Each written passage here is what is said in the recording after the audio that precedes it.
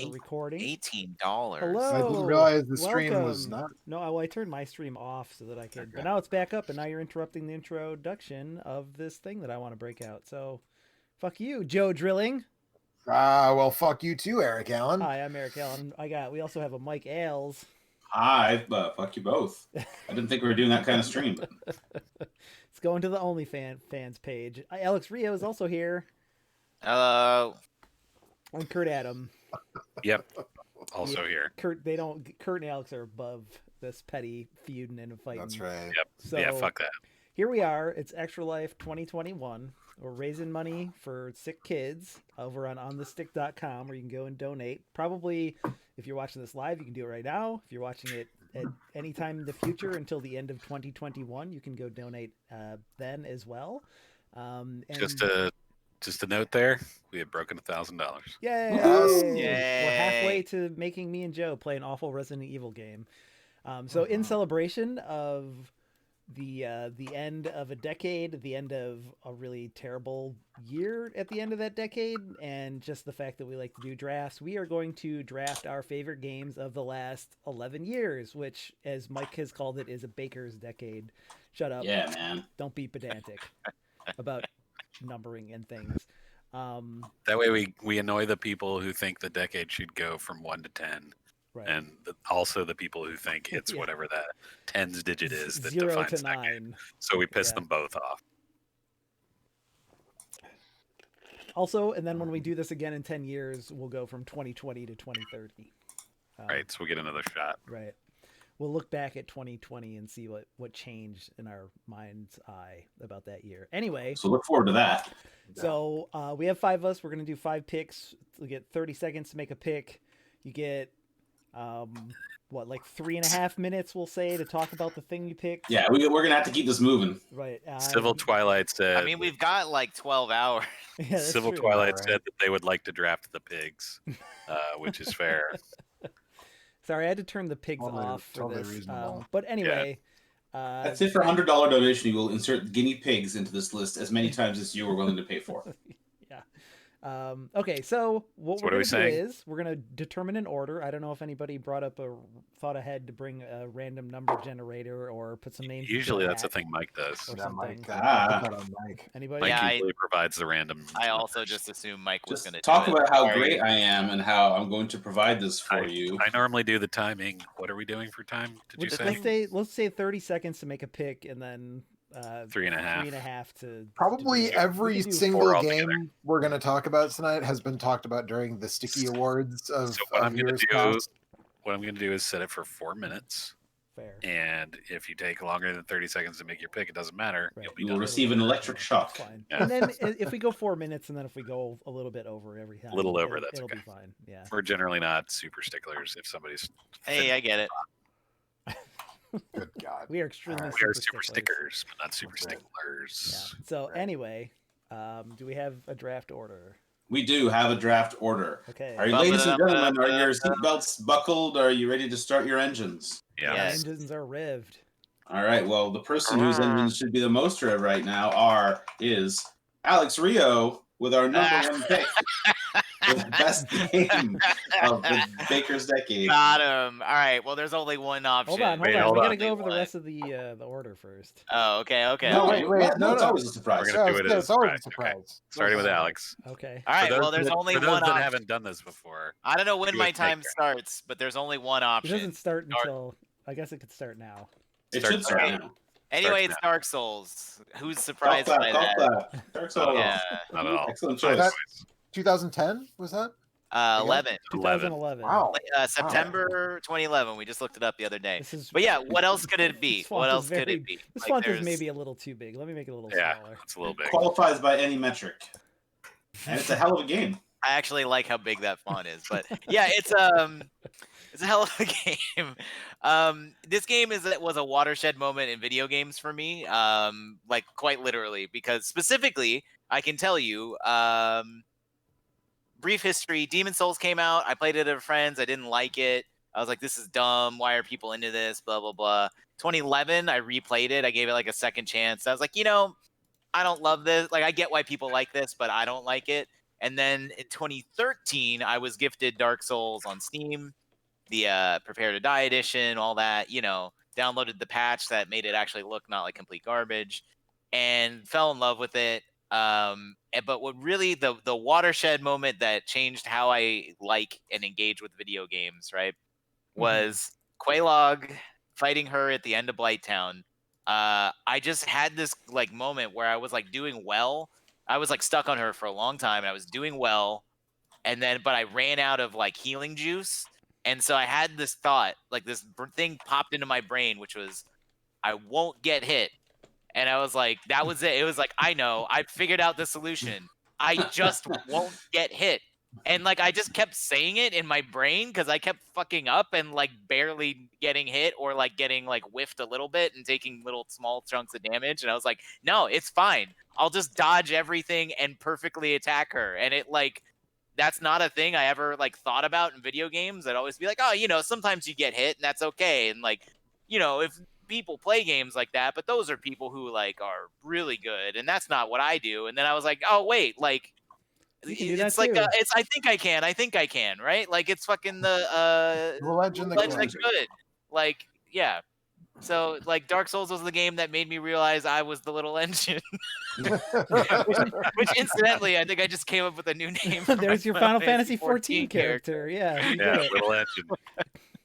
Kill But, two birds with one stone. Little engine. You only have I to said take this the last recently, name. but like I agree that Dark Souls it's not even the game that I want to play the most necessarily, but it changed how I view games. And I think Yeah. Dark Souls Yeah. is the game that made me want to play challenging games again for the first time after like a decade of just kind of strapping in for whatever the big budget AAA kind of Yeah, theme park yeah, ride games totally. were. Totally. And those are so cool, but like these days, 4 games out of 5 that I play really put you through the ringer and like demand a lot out of the player, and I like it that way. Yeah, me too. It's like it came back full circle. Like I used to play hard games because every game was hard back in the day, and then they got not hard, sort of, and then that now seemed like they're an like, improvement at the time. and yeah, exactly. And then now they're hard again. Like technically, there were always like hard games and stuff, but it just like that's how it felt. I don't know. That's like what I was playing, and then it's like, oh no, hard games are back, and actually, I like this. Because yeah, Dark Souls is like a super video game, super fun. I mean, It's 3D. Castlevania. It has a Like, I could really, talk- really well designed world. I like the Yeah, you know, fucking it's crazy one of the boss only fight. games that's ever done corpse runs in an interesting and kind of fun way. The fact that you have one currency that serves as like is your souls, is your experience points, and your money and everything, and it's all kind of rolled up into one. Yep. But it's not too difficult to get it back if you lose it, so it's not devastating. And then the other big thing is just that the reason I love the Dark Souls games so much is because they're so flexible in character creation. They're true RPGs in the way you can build characters and stuff. Dark Souls is fucking incredible. Everybody should play it. Ornstein Smog is like another amazing moment in video games, like history. Like Dark Souls fantastic is really game. Dark Souls is really good. Thank you. It's really good. All right, what's next? All right. Who's next? Who's The next person is going to be the me. Hey, it's Mike. Just to say the Mike. Well, I don't want to be too like much of a cliche, but what if they made Dark Souls in 2 dimensions and called it Hollow Knight? Nice. 'Cause I think That's excellent. I think that might be my favorite game of the last decade. I'm really on the fence with this one. I sort of really wanted to go before Mike because I was going to pick Hollow Knight first just to make him. That's why I took this one right now. I like wanted to take Hollow Not Knight, but I'm because like, it's nah, man. Like it is. It's It really may good. not be my favorite game, but it is awesome, and I kind of wanted to put Mike to the post if I could. I think that it is basically the best. Like, okay, Super Metroid is kind of an incredible game in that it has this switch swatch kind of thing going on where every part of it fits together so well with everything else. But Hollow Knight is like on the other end of the spectrum of great exploration platformers in that it is just vast. It's incredibly huge, but the world that it builds is super engaging, and it's filled with characters who are surprisingly interesting and endearing. Despite the fact that you never talk, there's lots of really good dialogue. There's really cool lore. It's got incredible combat and like literally 50 something bosses for you to fight. It's just, I don't know. It's a game that can take you 50 hours to finish on a first playthrough, or you can speed run the whole thing 112% in like 3.5 hours if you're good enough. I think it rewards exploration. It has a really amazing sense of atmosphere. And I know some people might love or hate the map system, but personally, I thought it added a lot to the game to have that real feeling of. I like it. It makes you I feel like danger. you're kind of like working without a rope sometimes. Yeah, But I feel like they balance the amount of time it takes to find the map maker, and the radius on his humming is really good. But it forces you to pay attention to what you're doing. You can't not pay attention when you're much like Dark Souls. You have to pay attention to the game. And you kind of lock into as it. you said, This is the game you're that thinking about the risk of it and everything. You're out there trying to decide: have I gone too far? Do I need to go back? Yeah. Maybe I'll find him. Am I going the right way? Oh shit! I found a new area. Fuck. Okay, now that's. Do I go back or do I keep going this one? Yeah. Gameplay, aesthetics, atmosphere. Boss fights, Yep. mechanics. It just hits on so many levels. I've played it. I easily 15, 20 times to completion. Like between the regular ending and the 100% kind of good ending.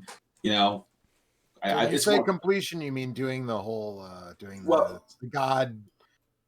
No, I've never finished that because damn, it's so hard. I'm at 111 out of 112% on my save file.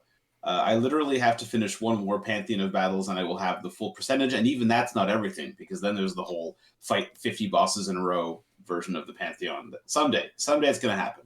But in the meantime, I've cleared it bad ending 8 times and good ending probably 10 times, something like that. Anyway, love that game, and there you go. It's mine now. I think at one point, Eric, we were talking about it, and Eric said that it's the game that looked at Dark Souls and took inspiration from it the most in a way that all the other games that are trying to be Dark Souls just didn't. That means it's hard, right? And Hollow Knight was no, it learned the right lessons. Right. Yeah, exactly. From the atmosphere and it feels like a Dark Souls without actually being that much like Dark Souls. And then what if it was also fucking an awesome Super Metroid kind of game? And it's well, shit. Right. That's too much cool shit. Yeah. It just feels really good to play. Quite a lot. And it feels good to move around. Bouncing. Yeah, looks the good. upgrades are all real nice. The music's great. It's fantastic. It's got that lady, the lady that's too tall for the room, so her head is in the room above her, and you can talk to her and hang out with her. And she wants to eat you. And she's having you hit her with the dream nail. You find out she wants to eat you. All right. Okay. Game number 3 of the Baker's Decade will be chosen by none other than our host, Eric. Hey, it's me. Hey, baby. This is always death, because I have not actually looked at this list of games in a very long. I've been working on this since 5:00 today, but you have been making qualitative decisions. Oh no, so many good video games. I feel like it's one of 3 things. Let's go with let's start with, oh man, let's start. Part of it is the question of whether you're going to pick something for you or for there's 3 or 4 things on here that I really feel like I need to have. Yep. And that somebody else might try and snake from me. The thing that I played the most over the course of the last 10 years. Yeah. The game that sort of dominated my time in video games this decade is Overwatch. Nice. Yeah. I thought it'd be Hearthstone. Well, I probably played Hearthstone the most, but I can't play Overwatch. Nobody else is going to pick Hearthstone. And also, I'm not going to pick Hearthstone safe. because Hearthstone was kind of a mess in a lot of ways. A lot of the time, so it just isn't. That's not really something that I need to pick. But let's talk about Overwatch. Overwatch is a great game. Overwatch is an incredible game made by a company that I don't love anymore. Yeah, well, I mean, it's the company that you loved. It no longer exists, unfortunately. Right. The company, That's right. The game, well, actually, and so does the game, for that matter, because Overwatch has changed constantly for the last how was it, 4 years? I actually think right now is maybe the best time to be playing Overwatch. They finally kind of got it balanced, and they aren't making huge changes to it quite so much anymore. I think they finally got it kind of where they want it to be. Which is nice. But anyway, so Overwatch is a hero shooter. It is like the evolutionary Team Fortress 2, and Team Fortress 2 is a game that I played over 1,000 hours of. So clearly Overwatch was a thing that I was always going to be into. But it's a first-person shooter. It's always 6v6, except for in some special modes. There's tanks and healers and damage-dealing people, and there's a bunch Tanks of different and healers and damage dealers. There's a bunch of different objective-based things that you do, and when you're playing with a team that's humming, it feels amazing, and when you're playing with teammates that aren't willing to work together, it sucks ass.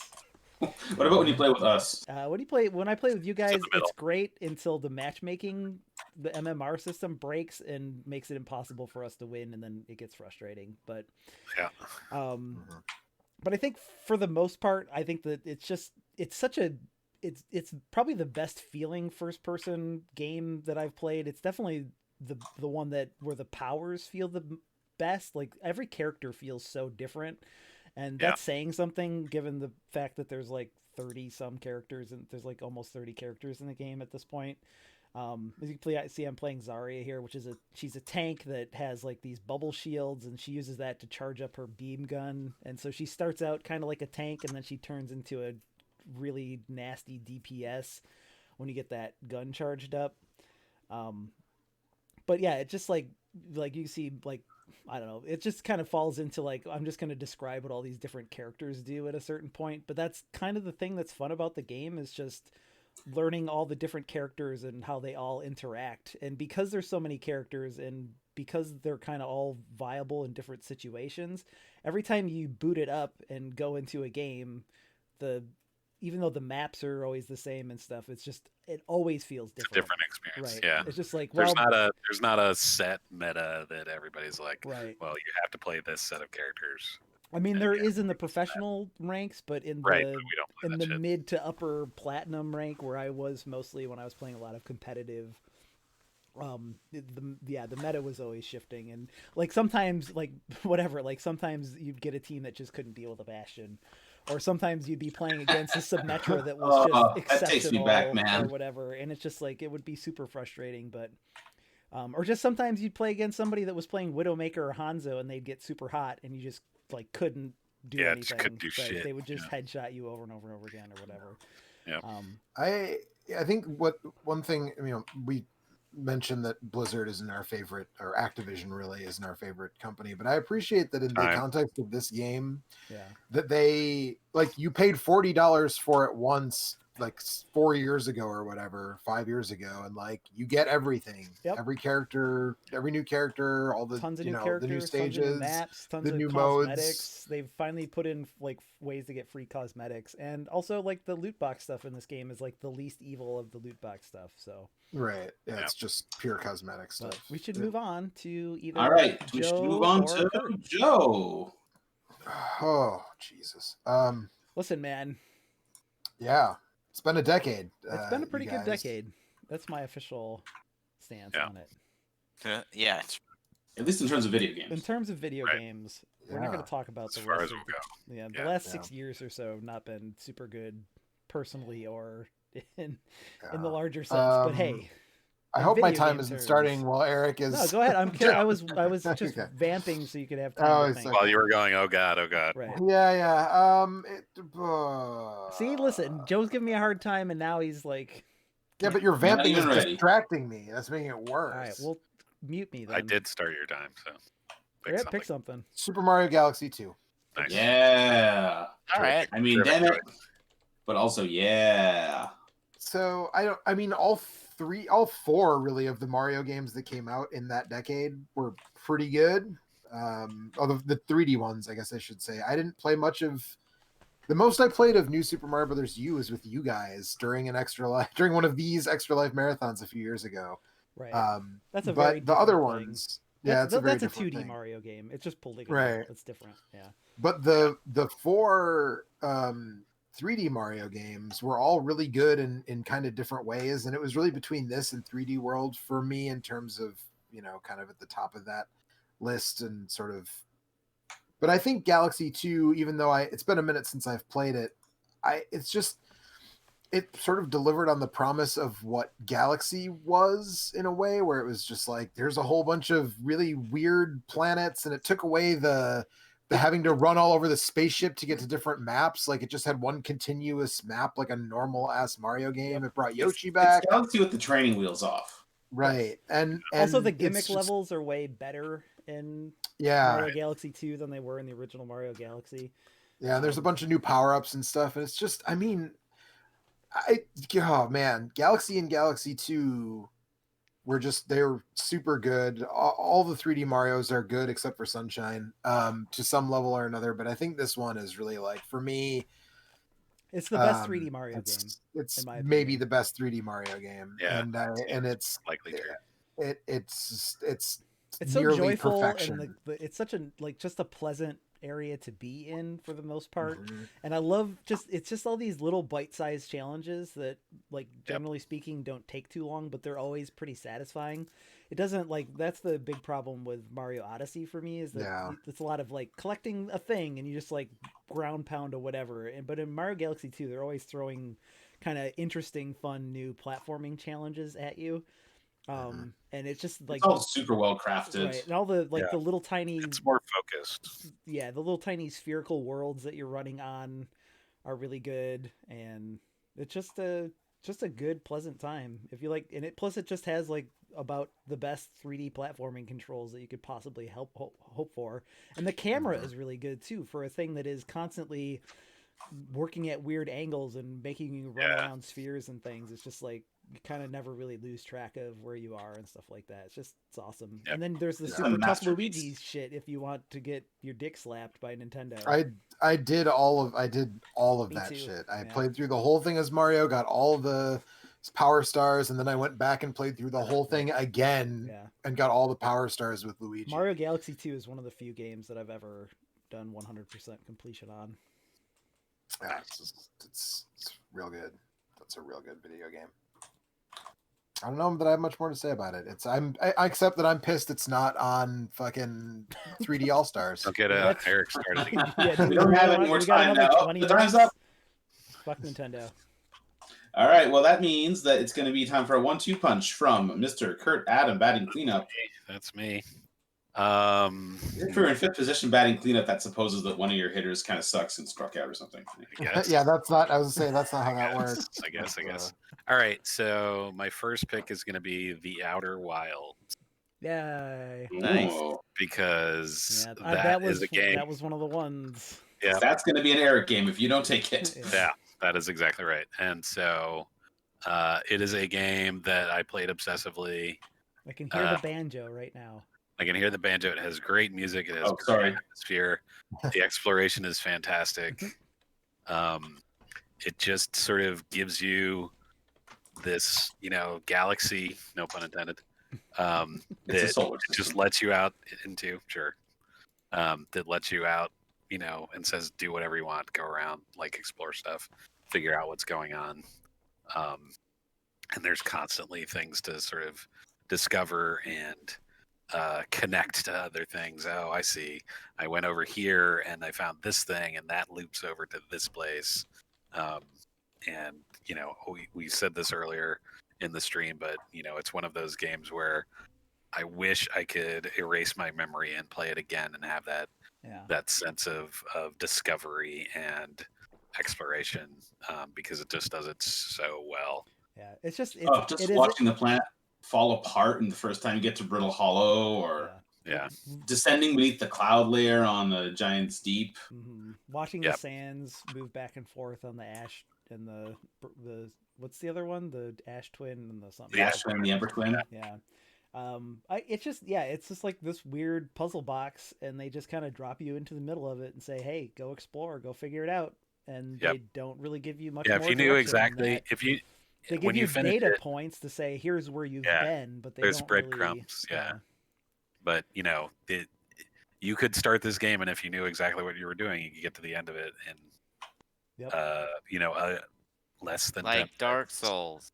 Less than 10 minutes, and kind of, actually, yeah. But you continually loop and reveal things that you didn't realize, and find things along the way. The ship has a great sort of aesthetic and personality to it. It's awesome. Yes, we talked a lot about it. We talked a lot about it. 2019 Game of the Year. I think so. Right? I think, yeah. I don't think know. so. It's definitely one of my favorite games of all time. I just, I don't know, that menu music, the banjo at the beginning, and the end. The end of the game is very satisfying. It feels very, it felt just, I don't know, it just feels good to see the end of it, and it makes you feel better about like endings and beginnings. Yeah. And, I don't know. Yeah, it wraps everything up in a way that you didn't really realize was going to happen, that in a surprising way. Right. Also, those piranhas, man. Oh, Terrifying. the lanternfish. It's a Yeah, very the lanternfish. yeah, the lanternfish, anglerfish. It's a very sorry. it's a very intense and emotional game in a lot of ways, and one of those emotions is fear. Yep. Yep. And sometimes sometimes frustration. Sometimes. Yeah, but also sometimes you figure out a way to like break causality and destroy the entire universe, and that's pretty cool too. Yep. Okay, so what's next? I'm gonna stop the thing. I'm gonna start the thing. Okay. Yeah. Yep. I think my next pick is gonna be Mass Effect 2. Damn it. I'm surprised it took this long to be. That was for sure going to be my next one. The problem is that game is 10 years old. It is 10 years old. So is Mario Galaxy 2. Yeah, I am operating on 10-year-old memories of that game. Yeah. It's my favorite Mass Effect game by far. Yep. It has the best cast. It has the best story. Yep, absolutely. Just generally the best gameplay. Also, it's the best gameplay. It's I think 3 it's has better gameplay. Or the best mission design. Sorry, it's a heist, right? Yeah. It's a heist game, yes, right? You assemble your crew, it's my favorite and then thing. you go do the heist. Yep. Yeah, exactly. And pretty much all the characters are interesting. The loyalty missions you go on are, driven by character in a lot of cases, and so they expand your relationship with that character and enrich the world and all that kind of stuff. You do in choosing this game, I would also wrap up DLC like the Shadow Worker. Mm-hmm. I think that's an important chunk of the game that you need. Absolutely, So it doesn't stand on its own, but just there's so many interesting storylines. We talked a ton about this at the time that it came out. I think it was, as Joe said earlier, almost every character in that game has a really satisfying story arc. One of the few sort of nigh unanimous, choices the year it came out for Game of the Year. I think every one of us who played it gave it number 1 on our list. Yeah, I believe that's correct. Which has never happened since. Yeah. Yeah. It's just even the worst character plots like Jacob's are still like a second tier like Star Trek or Farscape plot, so it's still like a good time. Right. It's still fine. Yeah. For me, if all you had was Morden's storyline, it would still be an awesome game. Yeah. And then the way that it lets you kind of react to that storyline too, right? Is you can let him figure it out on his own, or you can get mad at him, or you can handle it. It gives you a lot to work with in doing those things. So you can make sort of very critical decisions about how things go in ways that not on a lot of other games necessarily. And you can punch that stupid reporter in the face. Yep, the final mission. Come on, the one thing. Yeah, the final mission is amazing. It compiles together all the things. We don't talk about the boss at all. It compiles together all the things you've done to that point. It's a big baby Terminator. Yeah, and wraps it all up and builds on those relationships that you've had. Yeah, it's terrific. It focuses on the important stuff of a good serial adventure. It focuses on the characters and it doesn't worry too much about the main plot of Mass Effect, and because the main plot of Mass Effect, as it turns out, is the bad part of Mass Effect. Correct. That Mass Effect collection is coming out pretty soon here, and I'm not sure how I feel about it, but I'm definitely gonna pick it up and give it a shot and see how it goes. That's my thinking as well. Yeah. Exactly. I'm not sure how I feel about it, but I feel like I want to play it. So. All right, that's it. All right. Mass Effect 2. Mass Effect 2 is pretty good. Yeah, good choice. All right. Excellent choice. Back to Joe. Oof. Okay. So wait. So Kurt should be here. Joe I like how Joe just here. always forgets we're doing a draft. So it's No, Alex, it's Mike, not. Alex, That's Mike, definitely me, not. Alex, Mike, me, Joe, Kurt. Right? That's the order. Yes, Okay. correct. All right. What's up, Joe? What do you got for us? Pick a good one. Don't mess Yeah, I up. mean, I'm going to do my best. I feel like I know what he's going to pick, but Well, there's some stuff happening in this decade. There's some stuff going on. Well, remember, there are some games that the rest of us are more likely to pick than others. That is true. I will just say. That is true. You know what? And on that front, I'm gonna piss everybody off potentially, and say Legend of Zelda: Breath of the Wild. I mean, I'm okay with it. I was gonna get to that one eventually. I like that game, but it's not my favorite Zelda game this decade. That's all I can say. That's all right. I thought about that other one. Yeah. It's on my list of maybes. It's good. it's It is. really good. It is. I love Breath of the Wild a lot. Go, Joe.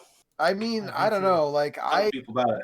I didn't realize Alec liked Hyrule Warriors so much, but anyway.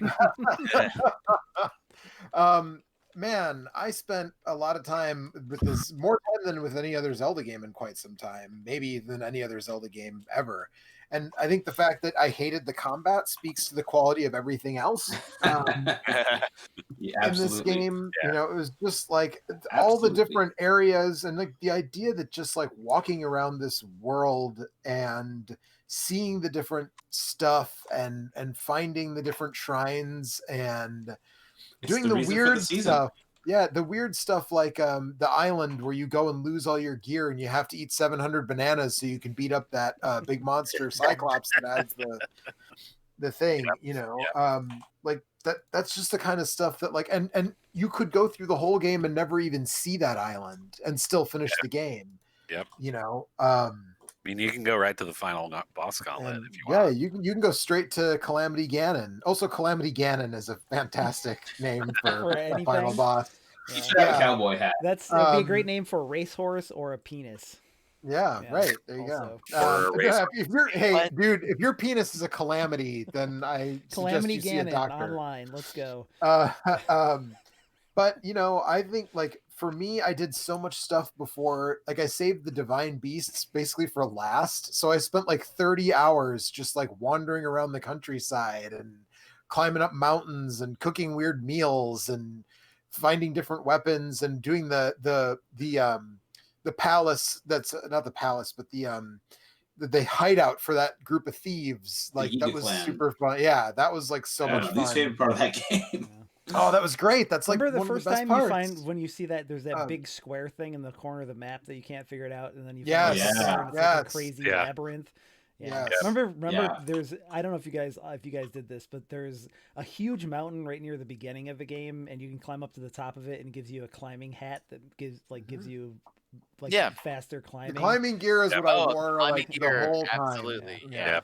I love Breath of the Wild. I think there's also some really amazing things that you can do with the mechanics of the game, like the way that you can manipulate things with the freeze power. You can and freeze the thing and then kick the shit out of it with the other people power. are still making videos on YouTube and shit where it's like, hey, look, I punted this dude over the horizon and like blew up something like 3,000. I use my electricity thing to zap this dude because he's got a metal shield on or whatever. Right. Yeah.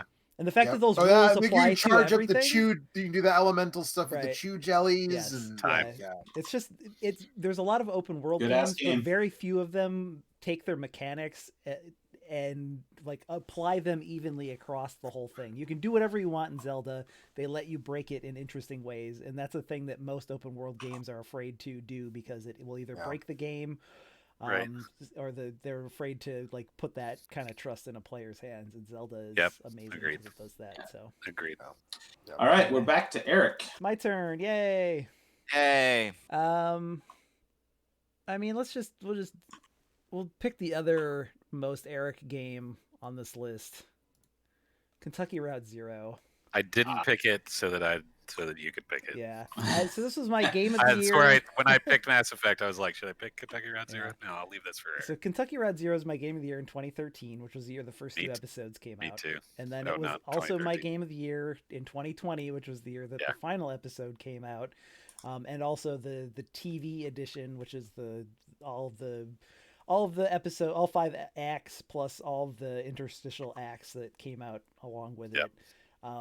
I've talked about Kentucky Route Zero a lot, but I will say that the first thing, the most striking thing about the game immediately is obviously the aesthetic, the art style, and the way that they build it, kind of like these weird dioramas, and the stuff that they do with the way that they move the camera around, and all that stuff is just, I think, glorious. I think it's my favorite looking game. There's so many places in that game where I could just hit print screen and then make a poster and put it on my wall.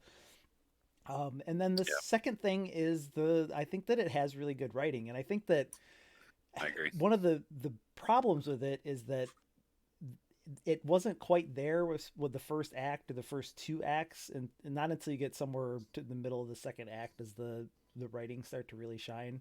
At first it's just kind of this weird thing, and then you begin to realize somewhere near the middle to the end of the second act that it's about like how capitalism chews up and spits out people, and how it affects these like small communities, and how it affects people on an individual level. But it's just not as obvious. Right. And it's always subtext. The characters never talk about it. There's never like these big, huge philosophical discussions about how systems do things to people. It's always just the people are just kind of like having normal conversations, and then the context is that their lives are being destroyed by capitalism, basically. There is a giant glowing electric skeleton at one point. I mean, there is some of the symbolism. I felt like that drove the point home pretty Some clearly. of the symbolism is definitely like very on the nose, but it's on the nose because the art is so good. It's kind of on the nose in a way that you've never really seen before. But like even in the second chapter, there's like this little part where you go to visit this place where what's the name of the bureau, Kurt? Of reclaimed spaces or whatever. Yeah, Bureau of Reclaimed Spaces. And they've reclaimed this cathedral for their office, and they moved the cathedral into this little like place with storage these locker containers. place. Yeah, and so at first people were still showing up, and then because it was so out of the way and so hard to find, they eventually stopped showing up. And then there's this janitor who's just kind of hanging out there, and he's playing tapes of the preacher's previous homilies, and then like you can stand there, you can either listen to it or you can talk to him, and if you talk to him, he's just kind of like rambling about his life. And he like one of the things that he mentions is that like his father like messed his arm up in a farming accident, and he didn't have money to get it fixed, and so he just like patched it up best he could and had a fucked up arm the rest of his life. And it's just like these are the sorts of conversations that I have with people that I know all the time. It's just we have health insurance, but we still can't afford to like get medical care, so we just like suffer. And like that, it's also foreshadowing for what happens at Conway. Right, exactly. So it's a game that, as someone who grew up in a pretty small town, it's something that hits very close to home in a lot of cases. Yep. But it's also just it's got still amazing fun. music. Like the characters are still fun to be around, and it's it can be like sad and I think optimistic at the same time. Yeah. It's just it's great. It's a great game. Yeah. Also, there's an Austin. I reference this every time I talk about it, but there's an Austin Walker article about it on Vice Games, and I think that is a much more articulate version of what I was just talking about. But yep, go read it. Anyway. All right, that means it's back to me, and this is the point where I really wish that I had a better idea of what Alex was going to pick aside from Dark Souls. I mean, he's just going to take the other Souls game that we didn't. Yeah, he's going to take Bloodborne, and then he's going to take Dark Souls 2, Dark Souls 3.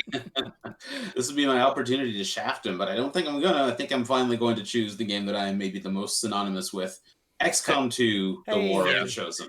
That is an That awesome, makes awesome sense. game. That game started out so bad, and then they patch it and patch it. And It put was out not so bad. It was such a mess when it came out, man. It barely functioned. Okay, it was a technical mess. Yeah. It was absolutely. And then they a technical fixed mess. it and made it into arguably like the best tactical game of all time.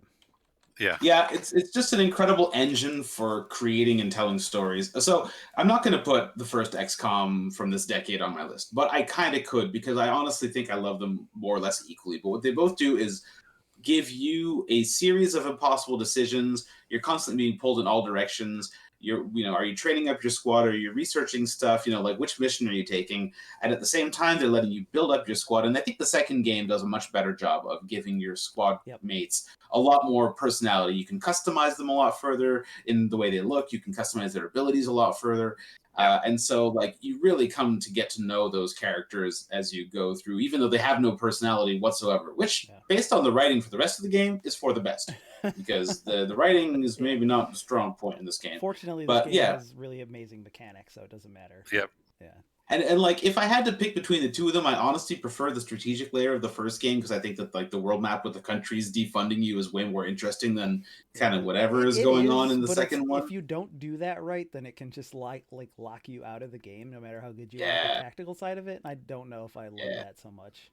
But the second game honed the tactical combat to just the razor's edge. It's so satisfying. Like, it's so much fun to play. And for better or worse, they make you play a whole lot of it. So I think that makes the second game kind of the be-all, end-all. So, I mean, I've played 4 or 5 full campaigns. Like, it's 40, 50 hours a campaign. And I've moved up to, I only ever play on Iron Man and on, like, the second hardest difficulty level. And I honestly think I might be ready to move up to the hardest one next time I'm feeling the urge. I love that it basically becomes like a 50-hour roguelike in the sense that, like, the missions are randomly generated, your characters, you don't quite know what you're going to get. Every move you make is permanently saved. Every character you lose is gone forever. Yeah. And having those kind of stakes makes me feel alive. The map generator in this game is really, really good. I don't know if the maps are. It's like pre-built places, I think, that are kind of like stuck together in different ways. Yeah, they Lego. They chunk in it. But whatever they're doing to proc gen those maps are really, really good. The maps are always really interesting. I think that this game does like verticality a lot better than the first game. I think that was one of the big things I noticed when I played it. And the other big thing is that it just has a better roster of enemies to fight. There's more of them and they're a little more interesting, and so it's more diverse, more options. There's a few too many that just look like dudes. Yeah, I've got to say, like, I kind of wish there weren't so many Advent troops in that game, but they have a lot of different abilities, fodder, right? Like a shield bearer and a priest and a regular commander all have to be treated differently. Yes. So, like, that's right. Yeah, it's definitely one of my favorite games of all time. I've spent like 250 hours on it. I installed mods. I did Let's Plays. What are the guys that are hunting you called? Your like rival characters. Chosen. Yeah, the Chosen. The War of the Chosen. Yeah. I like that too. That's a cool wrinkle, especially when those guys just show up and totally screw up your whole strategy in a fight. Yeah, I think that if I was going to pick this game, or when I was considering picking this game, I definitely was like, you have to have War of the Chosen in the mix. Yeah. When you pick a game on this list, you get the whole package. Yep. You get the best version, whatever that may be. Yeah. Yep. Which means I want Overwatch 2016 and Eric wants the 2021 version. Yeah. you only want the 2016 version because they changed the Metra. Mike, I have to ask because I just heard someone talking about it again recently. Did you play that Ghost Recon 3DS game that was designed by the XCOM guy? For Axis? No. What? I forget what his name is. Is in Gollop? Julian Gollop? Yeah, whatever. Yeah, I think that's a... No. But he also made Phoenix Point, and that game also, from what I hear, is kind of... So, I don't know. No, XCOM is my thing, and that's fine for me. Okay. I must be out of time by now, right? Yeah, I said time a minute ago. Yeah, you did. All right. Alex gets 2 picks. I get 2 in a row? Fuck, man. This is like everything I ever dreamed of. Draft, yeah. So Dark Souls 2 and Dark Souls 3. No, Bloodborne. Yeah, right. No, Dark Souls 2 and Bloodborne. Yeah. No, so we're gonna do. Oh man, what was my plan? Oh, that's right. Bloodborne. I'm gonna take Nier Automata. Oh yeah, okay. That's true. Yeah. Nier is a game I think about all the time. Still, like that game's fucking incredible. Oh, it happened like, again. You just thought about it. Oh, I'm thinking about it right now. Yeah, it's basically like it's such a specific to my taste thing that I can't believe happened. You know what I mean? You're Yeah. like sad anime robot ladies? Yeah, sad anime robot ladies, like fucked up like just fucked up like shitty store, like I don't even know what to say, because it's like it's a game about broken people growing up in a broken world, like trying to find something. It's a little and Kentucky not Route Zero-y. yeah, kind of, but it's like what if Kentucky But Route with more Zero stores. like was about like an anime babe who sliced up robots? Yeah. Like I mean, 9,000 years in the future or something? I think it's in like 12,000 something AD. Yeah, right. yeah. I mean, if Kentucky Route Zero is a game about like the way that like systems like make people's lives suck, Nier is a game about epiphanies. Like it's about the realization of realizing you're in the system. that you're in the system that's fucking everyone's life up. Like that's what the big point of Nier Automata is. That's why it speaks to me so much. It's such a I have such a hard time with Nier Automata because I love the music, I love the character designs, and I love the story, but I really playing it is pretty good. Like the combat is nice, but the map sucks ass. The map sucks so bad. Ass. It's just It's hard to. The game's not that big though, so it's like you just kind of learn You spend the layout a lot of time running area. around in these big empty spaces that.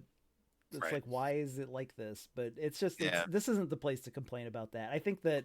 Yeah. Like I said, like this game has even with that, it's still one of the best soundtracks of the year. Yeah. I think definitely one of the ones that I spent the most time listening to. And like I said, it's just the story is just really, really good. It twists and turns and goes in directions that you don't really expect, and it does a good job, I think, of showing you all these different perspectives on what's happening. Like the way that it makes you like replay the game a few times from different characters' perspectives. Well, that's one of the things I like about it is slowly pulls back the curtain is just really clever. There's and well done. Tons of little side stories that are just like have like really weird vibes to them that are just like goofy and silly. Yeah. And then there's some things that like one of them, like there's one in particular I'm thinking of, but I guess I don't want to spoil it in case anybody ever plays it, but it's like you think it's this goofy thing, and then like in the next playthrough you find out that it's actually something like incredibly sad and fucked up, and you're like, oh, I thought that was just like dumb and funny. It's like, no, actually, like there's shit going on. Shout out to my boy Pascal. Huh? Shout out to our boy Pascal. Oh, so you do know what I'm talking about? Yeah. Yeah, man, I played this game. Yeah. It's a great game. It's fantastic. Like it's another thing that I think about all the time, and I'm like, how did we end up getting this? Like, how did that happen? Like, we don't deserve things like this as a species, but we got it, and it's great. Hey, you laugh. I mean it. Like, it's a great game. Fantastic. Part of me feels like I need to give this game a second chance because I put about 6 hours into it. I don't and think it it's like a joke game, to be honest. I mean, the problem is it's just. I mean, it's a platinum developed like sort 'em up, so I mean, I like those. It's just, but I don't know. It's a lot of time like investment that it might not be worth it if you're not. The thing that's always discouraged me is that you always hear like, well, it doesn't really kick into gear till the B playthrough, and that's like 15 hours in. I mean, like I pretty cool beat it even in like before 40 then, hours. That's like not a huge, like that's not nothing, but You it's mean not beat it, not beat it, all the endings and everything, like. And I did like all the side quests and stuff too. Anyway, time's up, but great game, fantastic game. But your time is not up, Alex. Yeah, because I get to go again. Yep. It's Alex time again. It's time for some strategery. I'm gonna pick. Apologies to Eric, Kurt, and wherever he is, Anthony. All right. I'm gonna pick Bloodborne. Original... God damn it, Alex. What? Well, I didn't even hear what he picked because Eric was talking. Original Sin 2. Divinity Original Sin 2. God damn it. That was gonna be my which next is pick. One of the best experiences we had last year. It's the I make a strong argument that it's the best computer RPG ever made. I mean, it's Dang. really good. Yeah, I don't think that's necessarily wrong. It's for those of you who don't know, it's like a PC RPG kind of in the style of like whenever I think of a game like this, I think of Baldur's Gate. So it's like, what if a game like that existed now, but the dialogue, there's so many. The thing is like there's so many, like you'll start a quest and then you'll just fuck it up completely, but you can still finish it because they thought of like everything seemingly. Like there's so many different options on how you can do stuff in the story, and there's so many different skills and like spells and things you can learn. They all interact in crazy ways where you're like, oh shit, there's fire on the ground. I know, I'll stab myself and the blood will put out the fire. It's like, what? But that shit works. And then you're like, oh, there's blood on the ground, I'll freeze the blood and then they'll slip and fall. And then they unless you remember to hammer nails into your shoes. Yeah, but you won't fall if you put nails in your shoes. That's right. Exactly. There's so much shit that there's like a crafting system, which like we didn't even really engage in, but you can still do that. And then of course the entire game is for up to 4 party members. You can play with 4 people online, which we did, and it's rock solid, incredible. And everybody, can do their thing. Yeah, it's very fun to collaborate on strategic and tactical decisions. Yeah. And it's like insanely good combat, and just the writing is really good, especially compared to the first game. Is like the writing is okay sometimes, but it gets rough. It's very sort of tropey fantasy stuff. And this game has just like it has really good the characters are really good. I think I don't think that they're not like Mass Effect 2 good, but the combat is the thing that shines. This game and Divinity Original Sin 1 are both like that. We're just like you throw a bunch of poison on the ground, and then if you hit the poison touches fire, it explodes, and then there's just all these other weird interactions. And then you can I don't know, you could say you can carry a barrel of death fog into the final boss area and like kill half of the enemies there because you did a weird in like one thing. shot. Yeah. Right. This is another game kind of like Breath of the Wild actually that just kind of gives you the freedom to interact, take all these different systems that they put in place, and then just like make them dance, Right. Yeah. Totally. Yeah, it's like a thing. Yeah. My favorite story. Eric's point about the mechanics, it's that they work. They've been fully thought out, and so if you say like, if I do this thing, that will happen. If I do that thing, that will happen. If I do those 2 things together, something it should do this, and it happens, and then it does. Yeah. I remember that time. Remember that time I nether swapped a deer with an enemy, and then I was waiting for you just to say running around. Yep. In the battle, and the enemy was like spent like 20 turns trying to get back to us.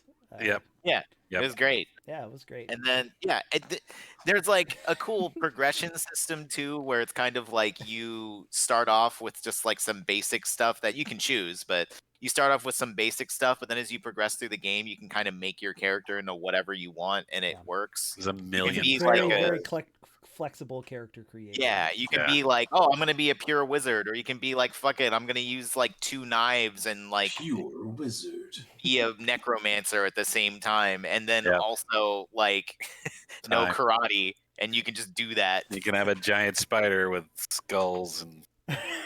You can. That's my boy burrows in the ground. Yep, that's right. You can be a dragon and then have sex with another dragon and then make a baby dragon.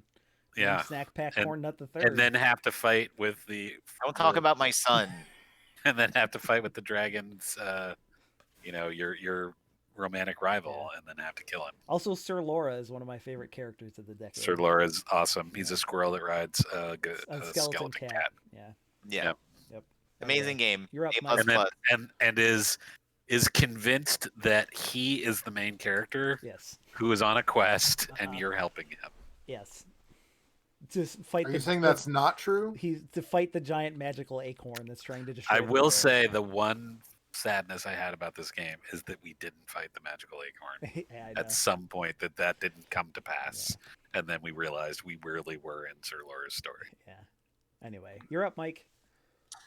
Well, all right. This is where I would have the opportunity to totally shaft Eric because he didn't think I was on the call earlier. But I heard you say a game that you really want to have, but I'm not going to do that. I'm going to follow my heart. I don't even know what it is anymore. I think that my heart says that my next game is going to be Celeste. Hey. Right. That makes sense. I really need to play that game. God you damn really it, do. Why haven't you played Celeste?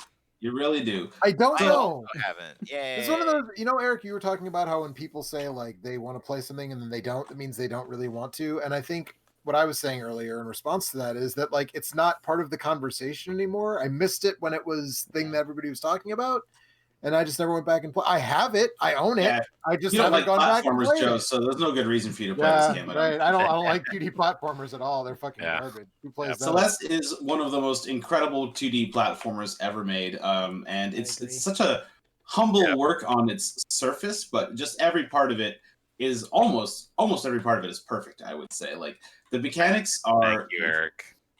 extremely simple in the start. You can jump, you can climb, you can dash, and that's kind of almost it for the whole game. There are like obstacles in the levels that you can interact with in different ways, but like they take that and they just build the most perfect set of levels around it, and the levels are themed along with a story that I found pretty touching.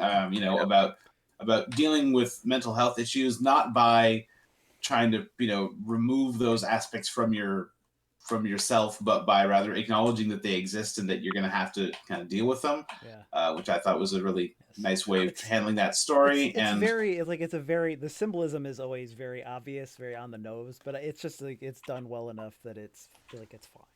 But it's done through gameplay, and that's the thing that it's one of those things like only a video game could do this, and I think that in this case it's true, is that the way the game works, throwing you at these difficult challenges repeatedly, having you die over and over and over again, I think that plays into the story, which is about like, no, if you want to get through this, you're going to have to work and it's going to be hard, but that's not a reason to give up. And at the same time, the game is actually like super inviting for players because there's a whole raft of different accessibility options you could have put on.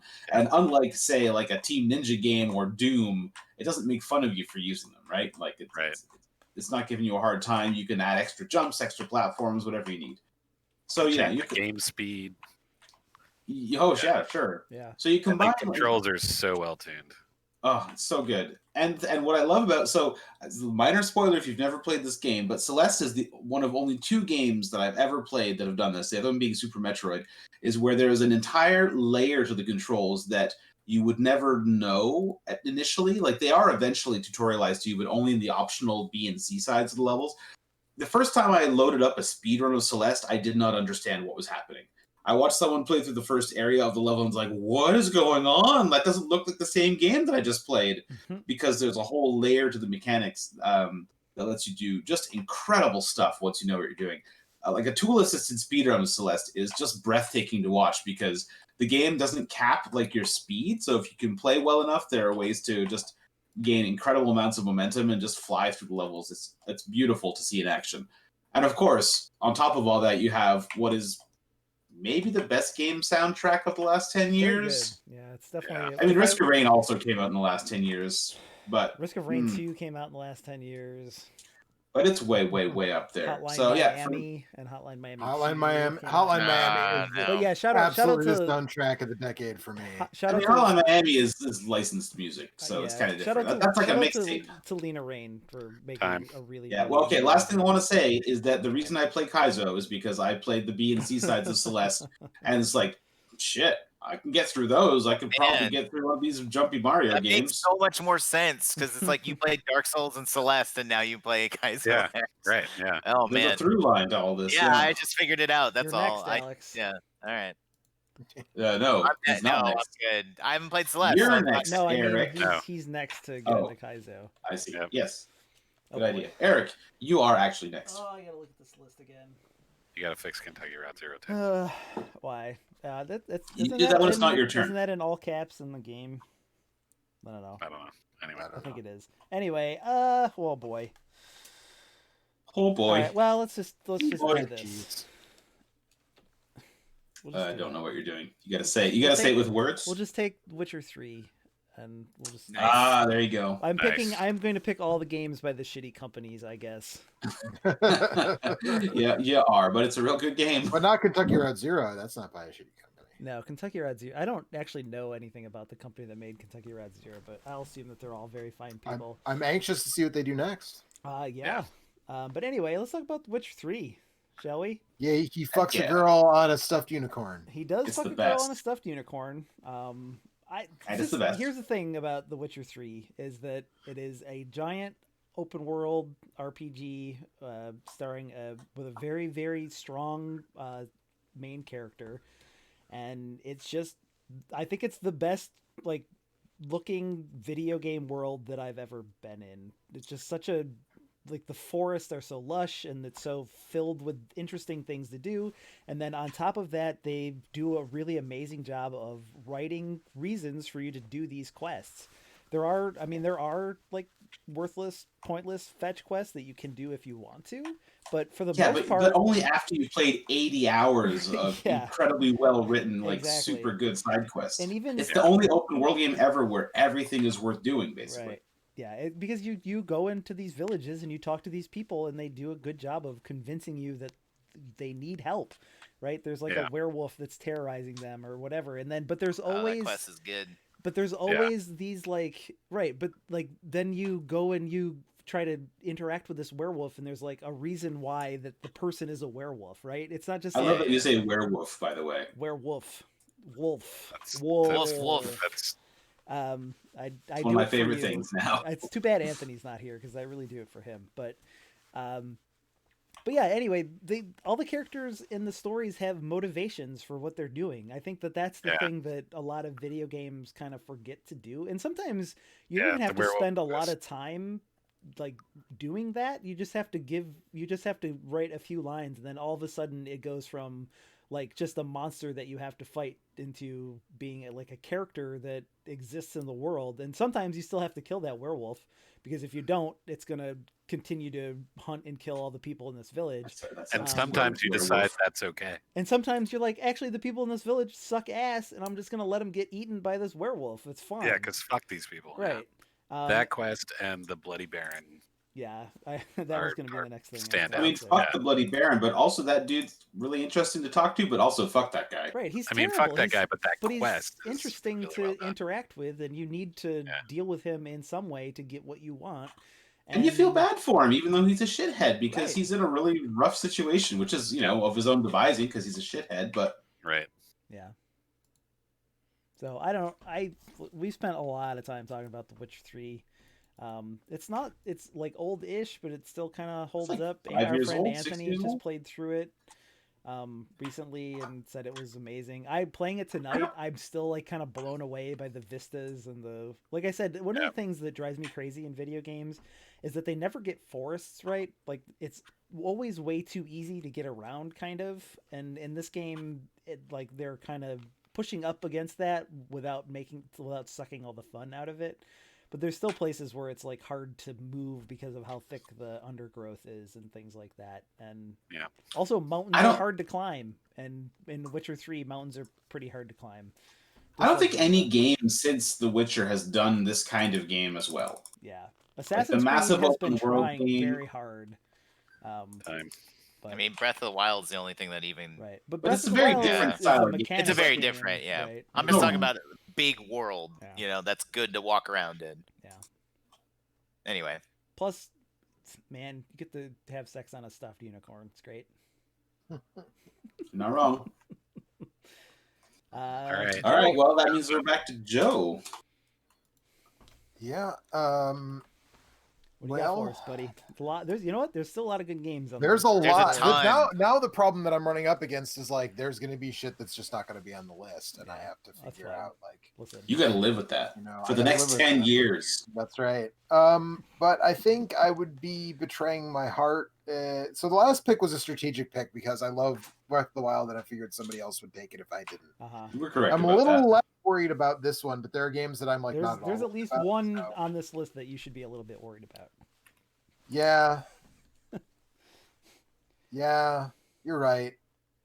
I'm not going to take the thing that I was originally going to say. I'm going to take Cuphead. You're going to take what? Cuphead. Oh. Take Cuphead. Cuphead's great. I love Cuphead. So Cuphead didn't, this seems incongruous with our best game of the year stuff, because I didn't rank Cuphead that high, but I actually ranked it pretty fucking high considering that I only played like an hour and a half of it when I ranked it. Yeah. co-op at Extra Life. Because I didn't have all during when you and I played 2-player at Extra Life in my apartment in DC. I have since played through all of it. I then played through a bunch of my nephews recently discovered it, and I played some with them when I saw them somewhat recently. And watch Mugman drink his own brain juice and get like just completely grossed out.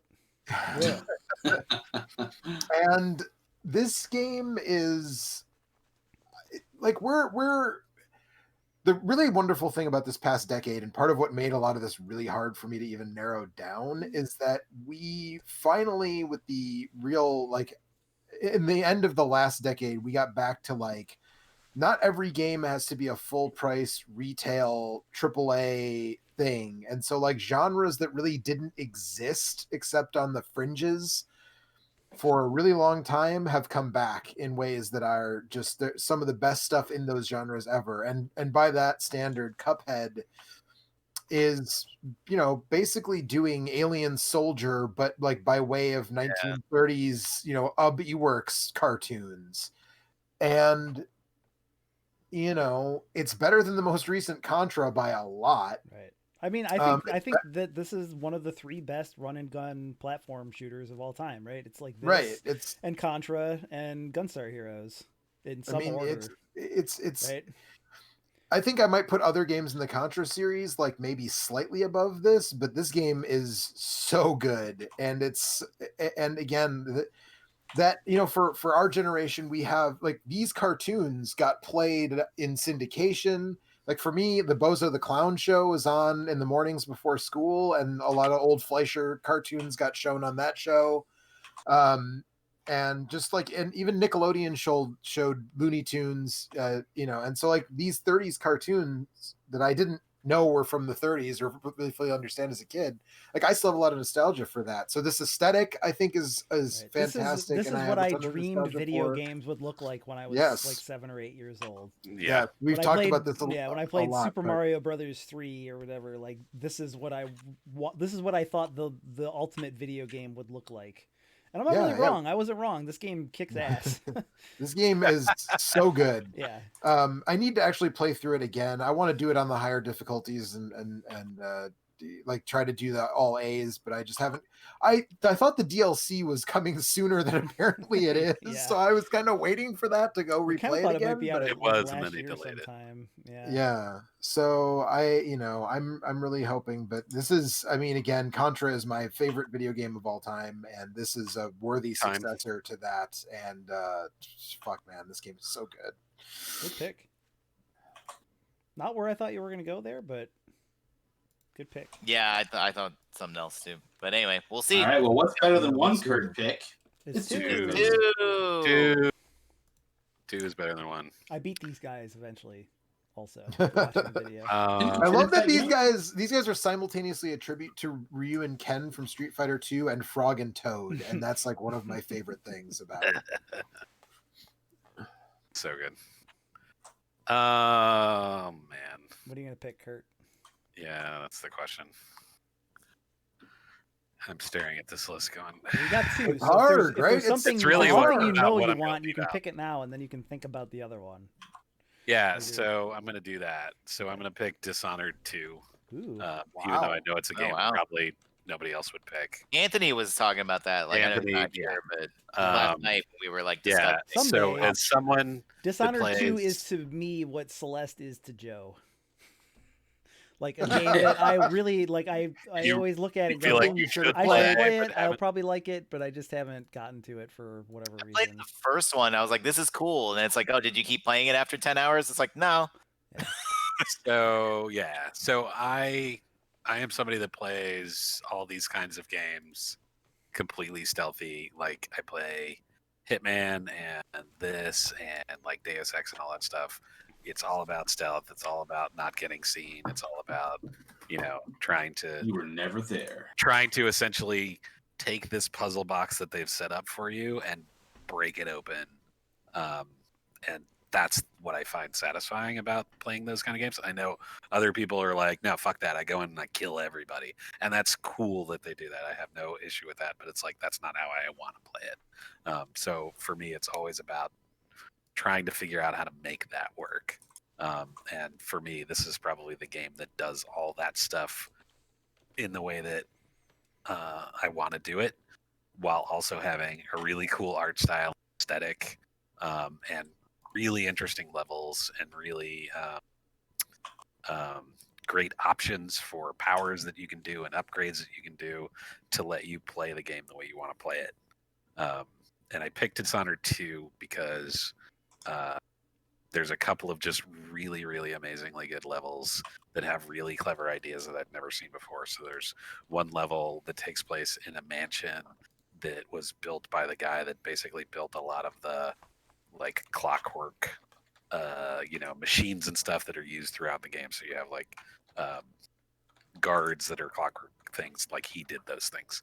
And so his mansion is built like literally like a puzzle that like can steampunk mansion can be remapped on the fly, and you can get inside the walls and start taking things apart from outside, or you can go through and force people to go in certain ways so that you can do all that. You can isolate them and then go after them. And then there's another level late in the game that takes place, and this is not an original concept per se, that takes place across multiple times, that you can go back and forth, but you can actually see there are places where you can see both sides of it, so that you can try and figure out like how to make the right things happen in the right way and do things in the past to make other things happen and all that stuff. They actually built 3 different versions of the level to let you sort of like it plays the same kind of trick that Portal does in connecting things in a way that's seamless but yet really clever from a tech point of view. And it's also not the Apex, Titanfall 2 level that does that. Titanfall 2 level that does that kind of thing too. Yeah, exactly.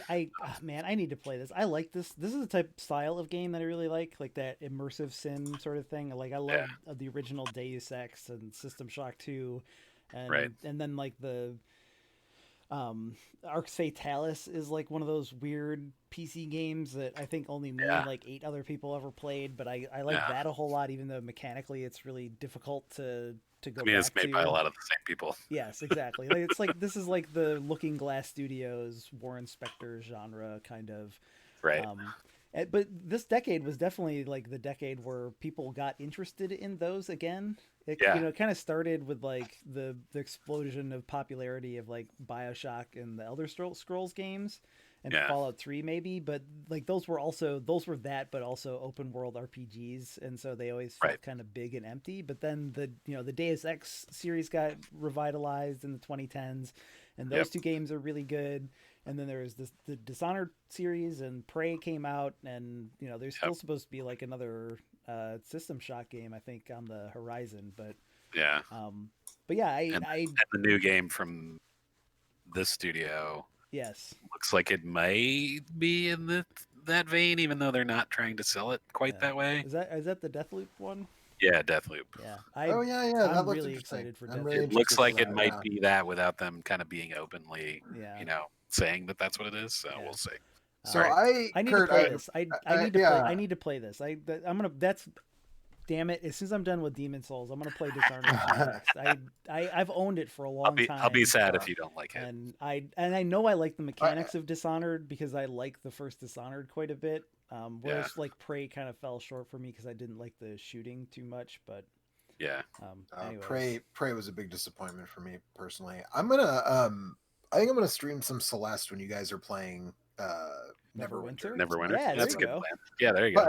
A question for you, Kurt, because I played the first one, and I think seems like a lot of other people, I got to the sewers at the beginning of the first one, and I just was like, this is terrible, I hate this, and I stopped playing it. If I pick up 2, like if I was to start 2 would I be lost or confused, or would I be like good to go? You will not be lost. You will not be lost. You don't could have read to a Wikipedia entry on the first one, and I mean, effectively, it takes place. You're playing as the little girl you were trying to rescue in the first one. Well, you can play as the character from the first game, or you can play as the daughter that you essentially protect from the first one. And I actually play it as the daughter because she has different mechanics. The Corvo's mechanics are basically the same as the first game. And so you can play as either one. And the beginning of the game basically tells you enough that you need to know about how you got to where you are. There's like a 15-year gap or something like that. Maybe it's not as long, but there's a decent gap so that she's grown up to the point where, she's taking the throne. Start murking people. Yeah, exactly. So yeah, you would not be lost. And I think we talked about this at the time when Dishonored came out, where Mike was like, "Buh, I hated the beginning of this," which I think is true. A valid response. And sadly, I never really got past that. I got into the first level, but it never the feeling never wore off, and I kind of dropped it. And I feel like the second game has got such good praise for it that it might be worth. Yeah, I don't know. All right, so my other pick is Hotline Miami. Oh, what? What? I knew it was coming eventually. Somebody was gonna pick it. I kept staring at it, going, "Should I pick it? Should I pick it?" It's a good choice. Very strong. I also left some time for somebody else to pick it, and they didn't. So yeah, I was just making a list of things that I was thinking about picking next, and that's on the list. But I can cross it off now. Yeah, I mean, we've talked about Hotline Miami a lot. I mean, it is. Look at hey, be quiet. Look at this fucking menu. Yeah, and just appreciate the majesty of Hotline Miami. All right.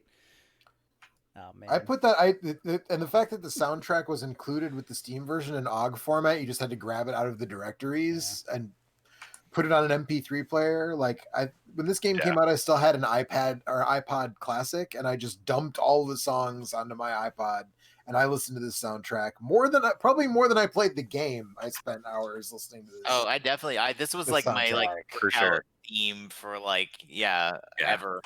Mm-hmm. But yeah, I mean, it's a amazing overhead shooter. It's incredibly well tuned. It doesn't waste your time. It can be balls hard, but you immediately restart and you're right back in the action. It's got really visceral combat, which I'm sure is a cliche the cliche that I'm not supposed to say, but it's literally true, right? Viscera goes everywhere.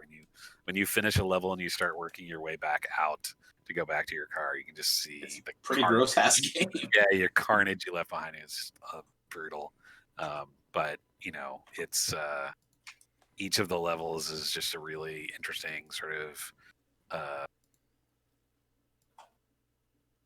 environment to sort of run through, and there's danger at every corner, and when you're playing really well, you're just dancing through the level and wiping out dudes left and right in a way that just feels amazing. It is a ballet of violence. It is indeed. And the fact that one of the biggest things about it, and I feel like this came up recently in one of our weekly streams, but the fact that you die, you instantly restart. Yeah. It's that. It's a huge part of it for me. Yeah, that's getting back into it. You don't even need to think one more time. You just push the button and you go. Yep. and it's just there were things I liked about the second one, but it was ultimately just I found it super disappointing. It had way too much plot. It had way too much memorize exactly. There's no improvisation. It's just memorize how to beat the level and beat it. But this first one, which was made in fucking RPG Maker, by the way. Was it really? Yes. What? That's awesome. Shout out to our boy Cactus. I think improvisation is an important word to throw out here too, because that's what the combat is like, right? Yeah. It's not like here's my plan; it's here's how I'm starting, and then moment to moment you're just trying to figure out how I have to throw a knife at this guy. Oh god, I have to punch this guy and try and knock him. Oh no, shit, I better pick up the shotgun and shoot these two guys before they get me. Right. The best moment and then you die, and then you can well now I know that there's a guy with a shotgun over here and there's this dude over here, and then you can start to plan it. And every time you die, you can refine and refine.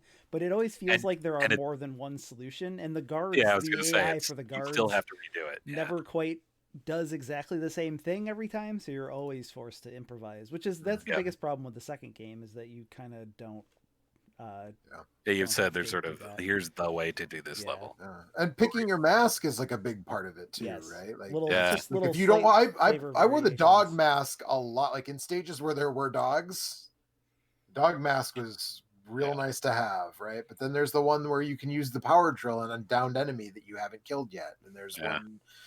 You know, isn't there one that gets an extra hit or something? I think. I always use the Panther one, which is like double speed. Double speed, Oh, that's right. Yeah, the game is blazing fast when you play that way. So and sometimes if you want, you can just be like needlessly cruel and grab a pan of boiling water off a stove and dump it on a guy's head.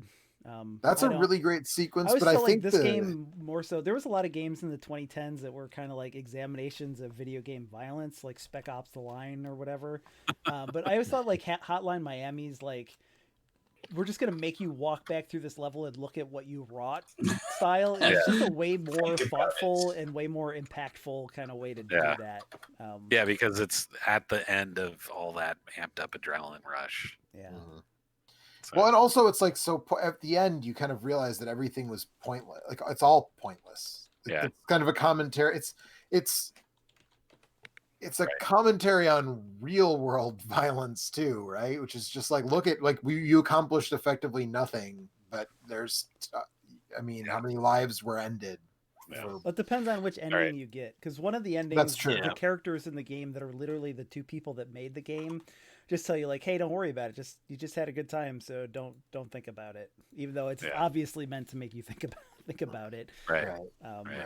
But anyways, all right. Back to Joe. I think. What's up, Joe? Dude, there are so many games left on this list. It was a hell of a decade. It was an amazing decade. It really was. Best decade for video games. I have like a runners-up list. They're not. I know what I want to pick, but like my runners-up list is like a top 10 itself. You know what I mean? I think I know which two games are going to be my last two, depending on if someone nabs one from me. But this is so. I will say, prefacing the pick I'm about to make, like this whole list, I was making an effort not to duplicate entries in the same series, because really, like, it could have been all Mario and Resident Evil games. Kurt and I literally made that joke, and then Joe was just gonna pick like 2 Resident Evils and 3 Marios, or vice versa. Yeah, I could have done that. I would made a conscious effort to not do that. But you may have noticed I haven't picked a game from one of those series, and part of the thing has been every time it comes around to me, I can't decide which one. But I think I'm gonna go with Resident Evil 2 K19. Okay. Yeah, that makes sense. I figured it had to be that one. 7 is I like 7 a lot. 7, but I feel like it had to be 2. 7 loses steam when you have to do that fucking bullshit tanker mission, which I hate. That's my least favorite part of that game by far. It's just too fucking long. It's too fucking long. The fact that you basically have to do it twice, once in flashback and then again, current. It's not the worst section in any Resident Evil game ever, but in that one, it feels like it just kills the flow of the thing. And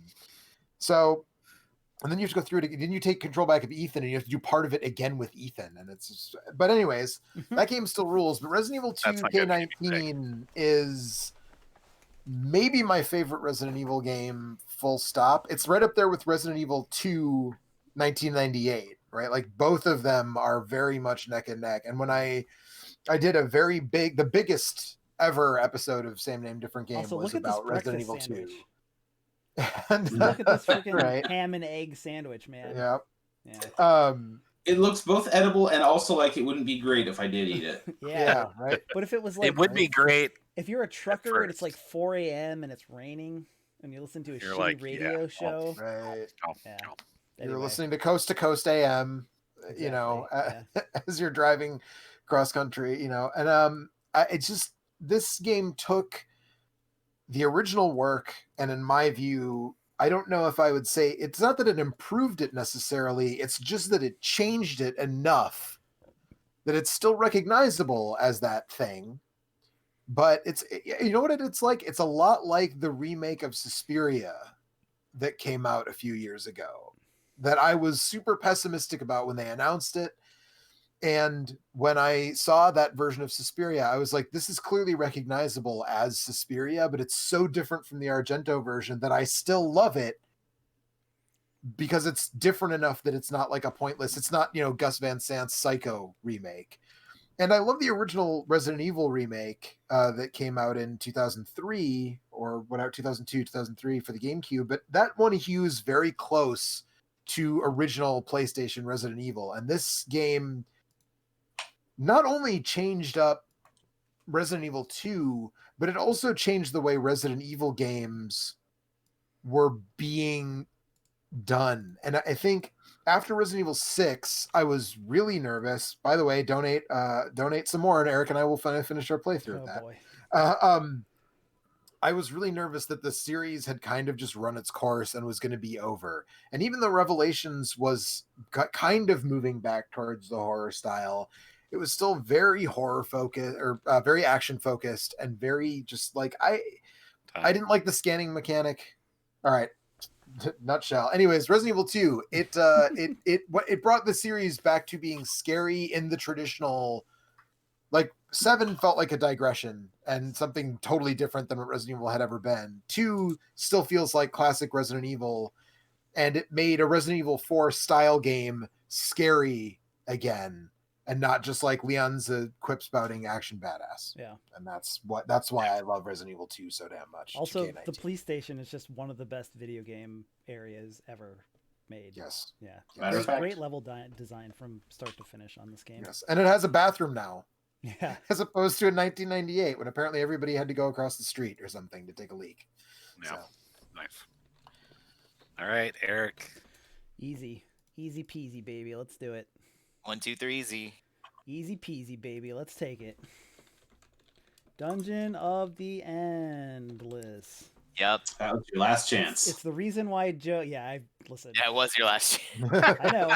I was actually surprised I'm surprised this hasn't gone yet. I thought it was. So Dungeon of the Endless it's awesome. It's like a tactical, or no, I would say a strategic tower defense RPG roguelite with an amazing aesthetic, and I would say also we've mentioned some other top 5 soundtracks. I think Dungeon of the Endless soundtrack is in that argument, or maybe pretty easily in the top 5 for me. I love it in context, but I don't listen to it very much out of context. It's just like pretty basic sci-fi synthy stuff, but it just hits all the right notes for me. I love the way it looks. It's such a simple game, and it kind of like seemed like it kind of got whiffed on by a lot of like mainstream video game publications and things, especially in 2014, which was kind of a weak year overall, I think. Yeah, I wish I'd played this in 2014. Because this was my number 1 game in 2014. I don't think any of you guys had even played it at that time. No, it was the next year. I played it for the first time last year. So. Yeah, but it's just a really well designed, like weird hybrid of, like I said, a strategy game, an RPG where your characters are kind of growing and getting stronger, and also like a tower defense kind of thing where you have this crystal that you have to defend. There's just a lot of really interesting, impactful decisions that you have to make on every level, because as your spaceship crash lands and you have to fight your way up out of this dungeon. And every time you open a door, there's a chance you might spawn some monsters. And the monsters will just fucking kill all of your characters if you aren't careful. So it's like a lot of careful planning, a lot of like, or even if you are pretty careful, rooms and building characters, and also team building as you go, because the right way to play it was with random characters, and then like. If you're playing single player, you're building a team as you go by finding other characters in the dungeon. And also, this game is really fun in co-op mode. And much harder. Right, because when you play single player, you can pause, and when you play co-op, you cannot pause. And so everybody has to be on top of their roles at all times, or somebody will get killed. So to date, I believe I've finished 1 run of the game on easy. With a co-op, in co-op. This game only has 2 difficulty modes, easy and very easy. Or too easy, or whatever it is. But yeah, anyway. It's an incredible game. It just oozes ambiance, like... Yeah. Nice. I don't know. Just the constant... and Alex also played a ton of it, so... Just the constant gut-wrenching decision every time you got to figure out, like, okay, are we opening up the door? Right. Oh God! If we open up the door, we get 6 more industry. Right. We get more resources, but we might also But a bunch of spawn monsters. 5 rooms worth of monsters, and we're on level 13, and so those monsters are going to be pretty strong, and whatever. Yep. Great game. Love the tension of that. Yep. I'm very curious about the sequel that's coming soon, because it seems like a very different thing. Yeah, it looks really different. Yeah. Looks wildly different. Also gives you more direct control over your characters. Like in this game, you pretty much can only direct where they go, and other than that, they act independently of your choices. So it's all strategy, basically. Very little tactics. But anyways, that's Dungeons and Endless. Nice. Just it's so cheap. If you haven't played it, you can probably get it for $1. Just fucking give it a shot, man. Up there with Hollow Knight for best value in a video game ever. Time. There's like a billion amazing games left. Like right? I'm actually spoiled for choice at this point. Like I have too many great games to choose from, and I'm kind of paralyzed here. If it helps you at all, the 2 that I'm gonna pick, I don't think are games you've even played. So you're essentially getting a double pick. Like, all right, I'm gonna. There's so many amazing games. It could be any of these. Yeah. I am going to pick Keep Talking and Nobody Explodes. Ooh. Okay. Makes my life a little easier, actually, because now I don't have to worry about it. Yeah. Like of the literally I'm staring at like a dozen games that I would be so happy to have on my list. But so that is one of the games that I have enjoyed playing the most over the last couple of years, especially I think the time that we did it at Extra Life probably 3 or 4 years ago. The first time that we Extra Life last year in VR, and it was kicked. Yes, we did. I mean, keep talking. It was it's a game about defusing a bomb, and what's great about it is that it's a co-op game, forced co-op game, where you're not supposed to. The only way to share information is to literally share information. Right. Talk at the people. You explain stuff to them. One person is trapped alone in a room with a bomb, and that the other people in the room have the guide for defusing the bomb, but they have to. They can't see the bomb. Right. Yeah. And I don't know. First of all, it's a really fun setup. Second of all, it's really easy to get people into it. Like, this is one of those games that I could sit down, and I'm just going to say it since I'm not going to pick it. I almost picked Jackbox Party Pack because that's another one that I love, the fact that non-gamers can get in and just play these games. I've had really great times with, like, my family or, just random people around. It's like, well, you want to try this cool game? And they're like, oh, okay. Like, defusing a bomb. I've seen Lethal Weapon or whatever, movie's got that scene in it. And I love that people can just get into it, and they really get into it.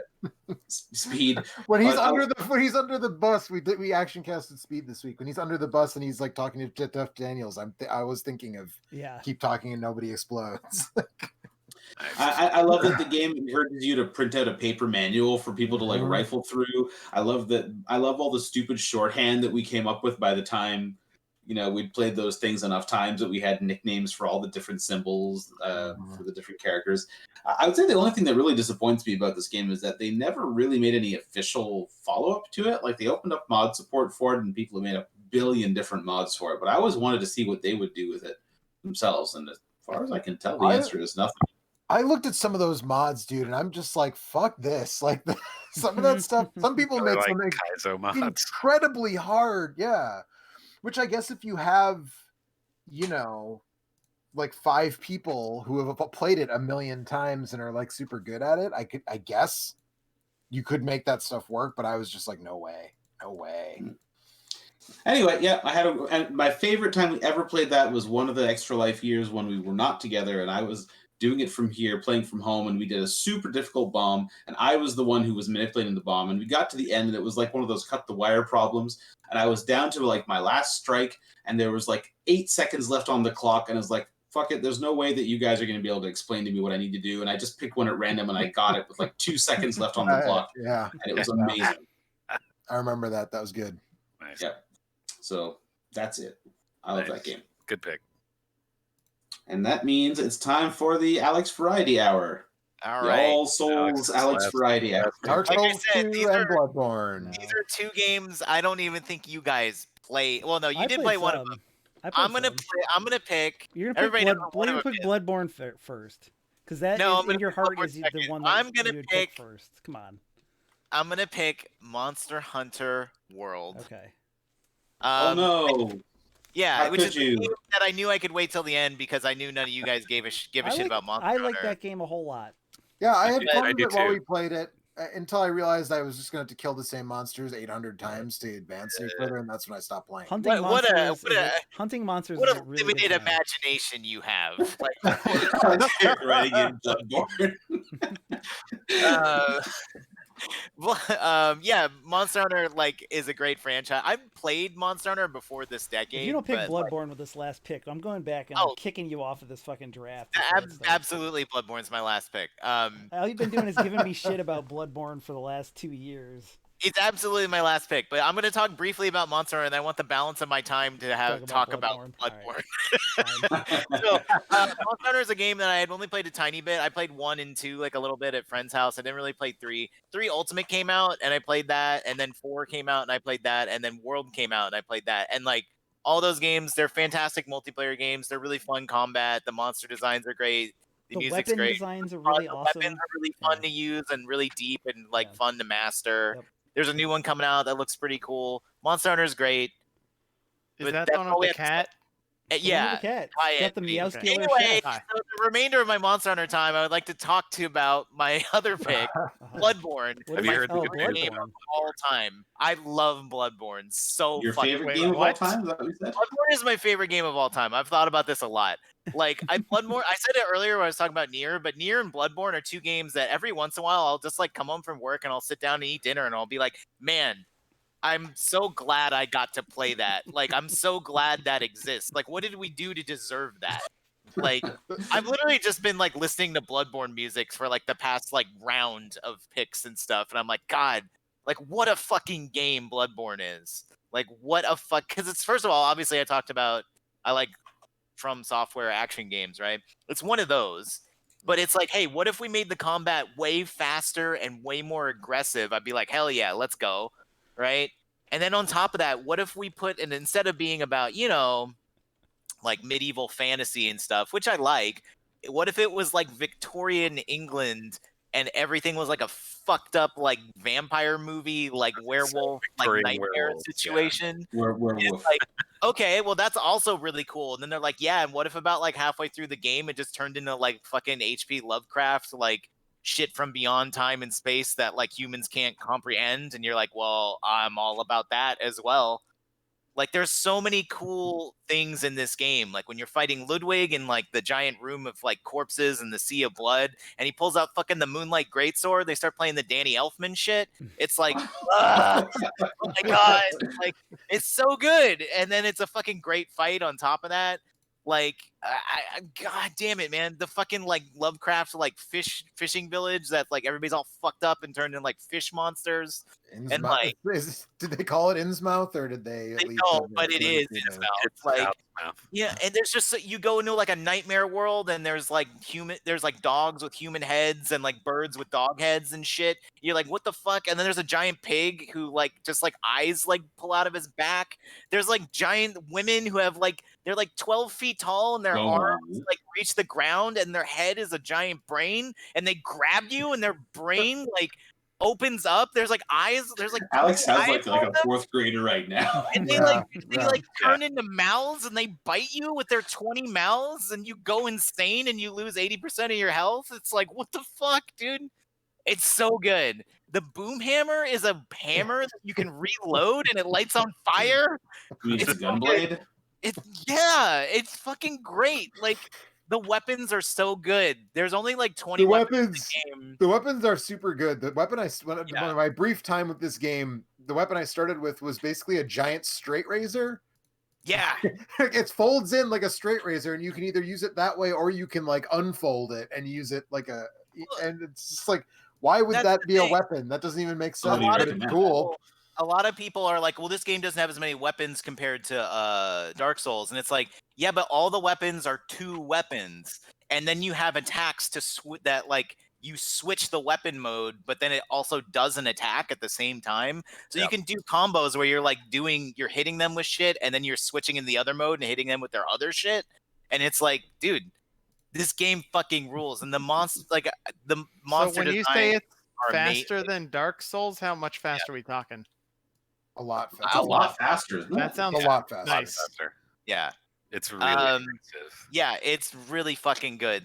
And the lore is like all the story and like shit. It's incredible. Like, what an achievement! What is it? I bought my PS4 for this game and got my money's worth instantly. Like, it's instantly. The speed of it is encouraged because they give you a mechanic to recover damage by essentially damage. Basically you health. You do revenge. Your health is recoverable. Yeah. And so as you're getting hit, you can get it back if you're pushing in and attacking. So That's why it's called you're Bloodborne. putting yourself at risk to try and keep yourself alive. It's really rough. It's like such an intense experience. The one thing that people complain about with this game, and I do agree, is that unlike the Estus flasks in Dark Souls, where every time you like sit at a bonfire you get 5, they're like consumable items. So eventually you can run out, and then you would need to farm to get new ones, and that is dumb. But I still think the game is so fucking good that it's like, okay, and you get a bunch seems really of them. cool. I like it, but you just, because it lacks the flexibility in character design and creation, it just doesn't interest me as much as the Dark Souls games and Demon Souls. But I get it. It's just a game that was created in a lab for me. Yeah. They're like, hey, how does Alex like to play Dark Souls? I was like, I like to get a weapon and not worry about anything else. They're like, cool. And then here you go. Here you go. I was like, do you use a shield? Fuck that. They're like, cool. I don't use a shield. I use a giant wooden tree branch and just smash everybody in the head. Dude, I'm telling you, get the wheel, man. You'll see. You can fight guys with a giant wagon wheel, and then you can like put your blood on it and make it super strong. You just smash dudes with a wheel. I'm telling you. There's some great strength weapons. The Kirk hammer is just a giant hammer. It's called the Kirk hammer. Just making this up. It's a good name. Yeah. Not making this shit up. It's a wheel. A weapon. Logarius's wheel. Look it up. All right. That's got to be time. Anyway, right? It's got to be time, but it's amazing. Play the DLC. It's amazing. He had like 2 minutes out of the previous thing, so he's been waxing rhapsodic for 6 minutes. Right. Alex likes Bloodborne. Like I said, sounded like a 4th grader just talking about how incredible. It's so good. Play it.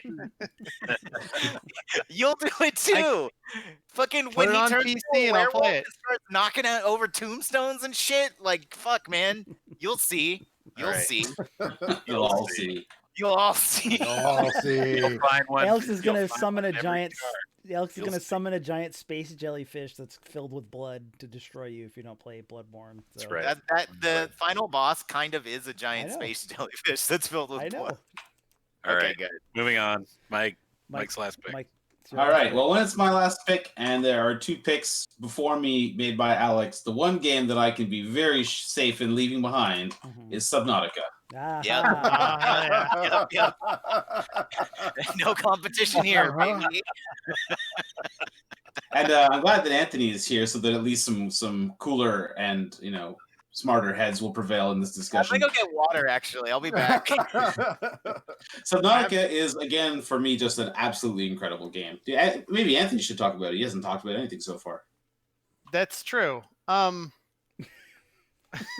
Much like I feel like, much like the story and the writing in Hades drew me into a game I would otherwise never play. Just that little bit of story that you can continue throughout a survival game in Subnautica, like it was like catnip. I was like, and this is where Mike and I differed in this game. Mike made this apparently like magical undersea palace. My dude lived in like a steel box that was like, I need to get off this planet as soon as I can. I'm going to put all my resources towards that. But it's so good, and you feel it's so incredible. You just get this mental map of like, I need to explore this vague place, but also there might be a thing that eats me there. Oh my god, I spent so long being afraid of that game. Yeah, same. I took me 50 hours to clear that game the first time, and if I hadn't been such a chicken, I think it would have been 30. I agree. I'm like, I know there are good resources over there, but also I saw something swim, and I don't know what that is. One time I heard a sound when I went over there. Yep, that's exactly it. What if that sound wants to eat me? Yeah, and sometimes it does. The creature design in that game is incredible. Like, it's like Dark Souls in that it's like a Disneyland kind of place. Like, it's not realistic at all in this one small stretch of ocean to have like 80 billion completely different biomes. But the fact that you can just like swim around or cruise in your little tiny submarine and go from like weird, cool underwater electric plants to volcanic vents to, and when you spend so long not having a submarine and then you have one, is just, man, it's like there's a place that's literally the horror zone. Yeah, the game actually tells you when you get there, and it's one. Yeah, tells you what, and it tells you when you get there. It's like, this place has 9 of the 11 qualifiers required to induce terror in humans. Yeah. And there's like, it's just like when you get some of the significant upgrades in that game, they feel so significant. It's like, my God, like this whole game is different now. I was a guy swimming around in the ocean at the mercy of giant fish who want to eat me. Now I got a submarine. Now I have a submarine with missiles. Now I've got like a robot suit, which actually I'm not a huge fan of the robot suit. It was fine. It let me go places. The ship was a nightmare to navigate, like to actually like steer, but you basically had a base that moved with you, which was great. Yeah. Man. Yeah. And then like the part where you think you're gonna get, maybe I shouldn't do that spoiler. The part where you the part where you start to get rescued and then you don't, and I'll just leave it at that, is also incredible. Like I had no idea what was gonna happen there. Like I knew that there was more upgrades to have to get, but man, that game is good. Yeah, it's pretty incredible. Anyway, I love that game. I've talked about it a lot. I'm dying for Below Zero to come out. The sequel. Seriously, finish it. I don't want to. I've almost cracked in this pandemic like twice, but I don't want to. Don't do it. I don't want to touch it till it's done. Hold fast. Yeah. Time. More like good time when you play Subnautica. Right. Yep. Exactly. By the way, you fixed part of original, but not all of it. Oh, I like that. Good job by me. All right, Eric's gonna cheat. What are you talking about? No, he's not gonna cheat. You got to leave some for the rest of them. Look at the stream. If I don't get to choose 8 games for my last slot, you don't either. You listen. You didn't spend the last like 6.5 hours setting it up, so that's true. And you're not running this shit, so I get to pick PUBG and Gears 3 and Control and Danganronpa 3 and Dark Souls 2 as my number 5 pick. Wow. Did you clear with Joe and Kurt that none of those are their games? Yeah. All right. Actually, we'll just do this. How about we make okay it? with Eric having this. We'll make it easy here. We'll just do this instead. All right. Ready? Yep. I'm waiting.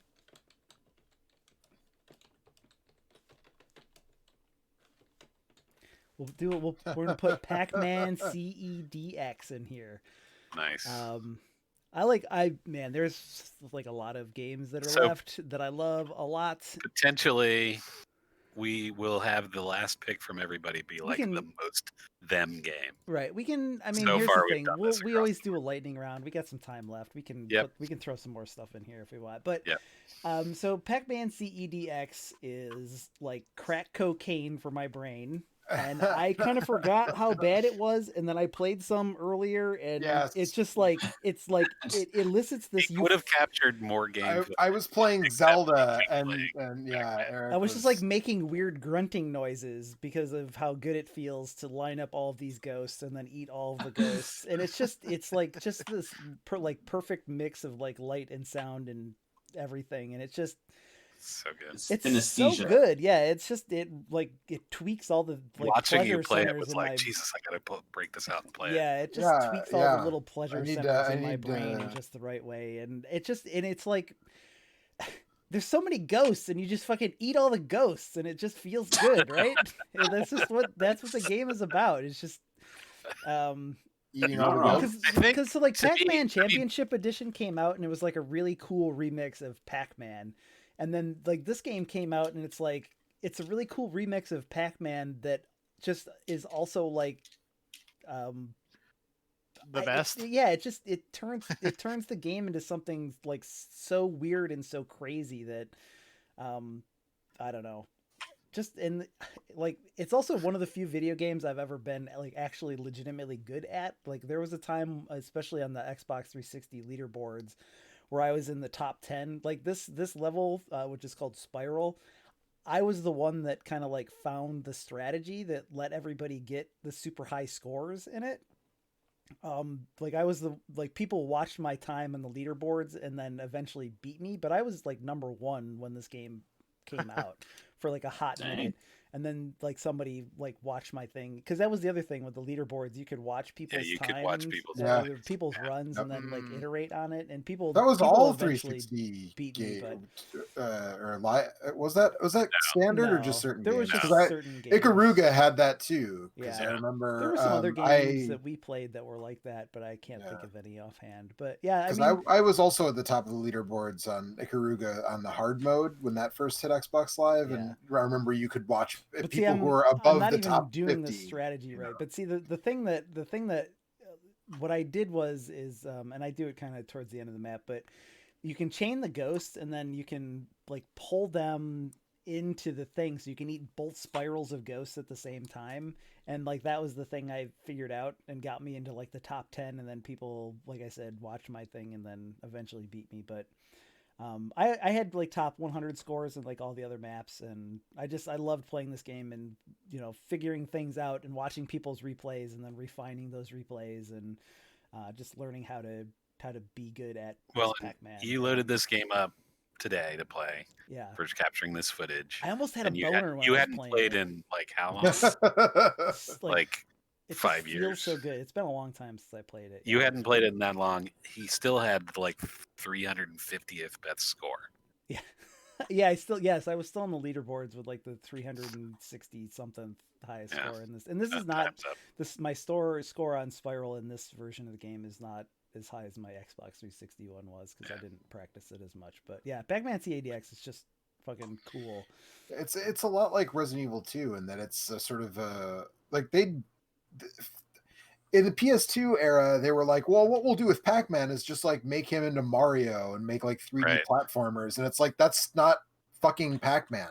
Like that's not what I want out of a Pac-Man game. You know what this is? This is fucking Pac-Man. And this is fucking Pac-Man. Yeah. This is an evolution of what Pac-Man is in a way that really hadn't been seen since Ms. Pac-Man, which was just like, okay, what if we had more than one maze?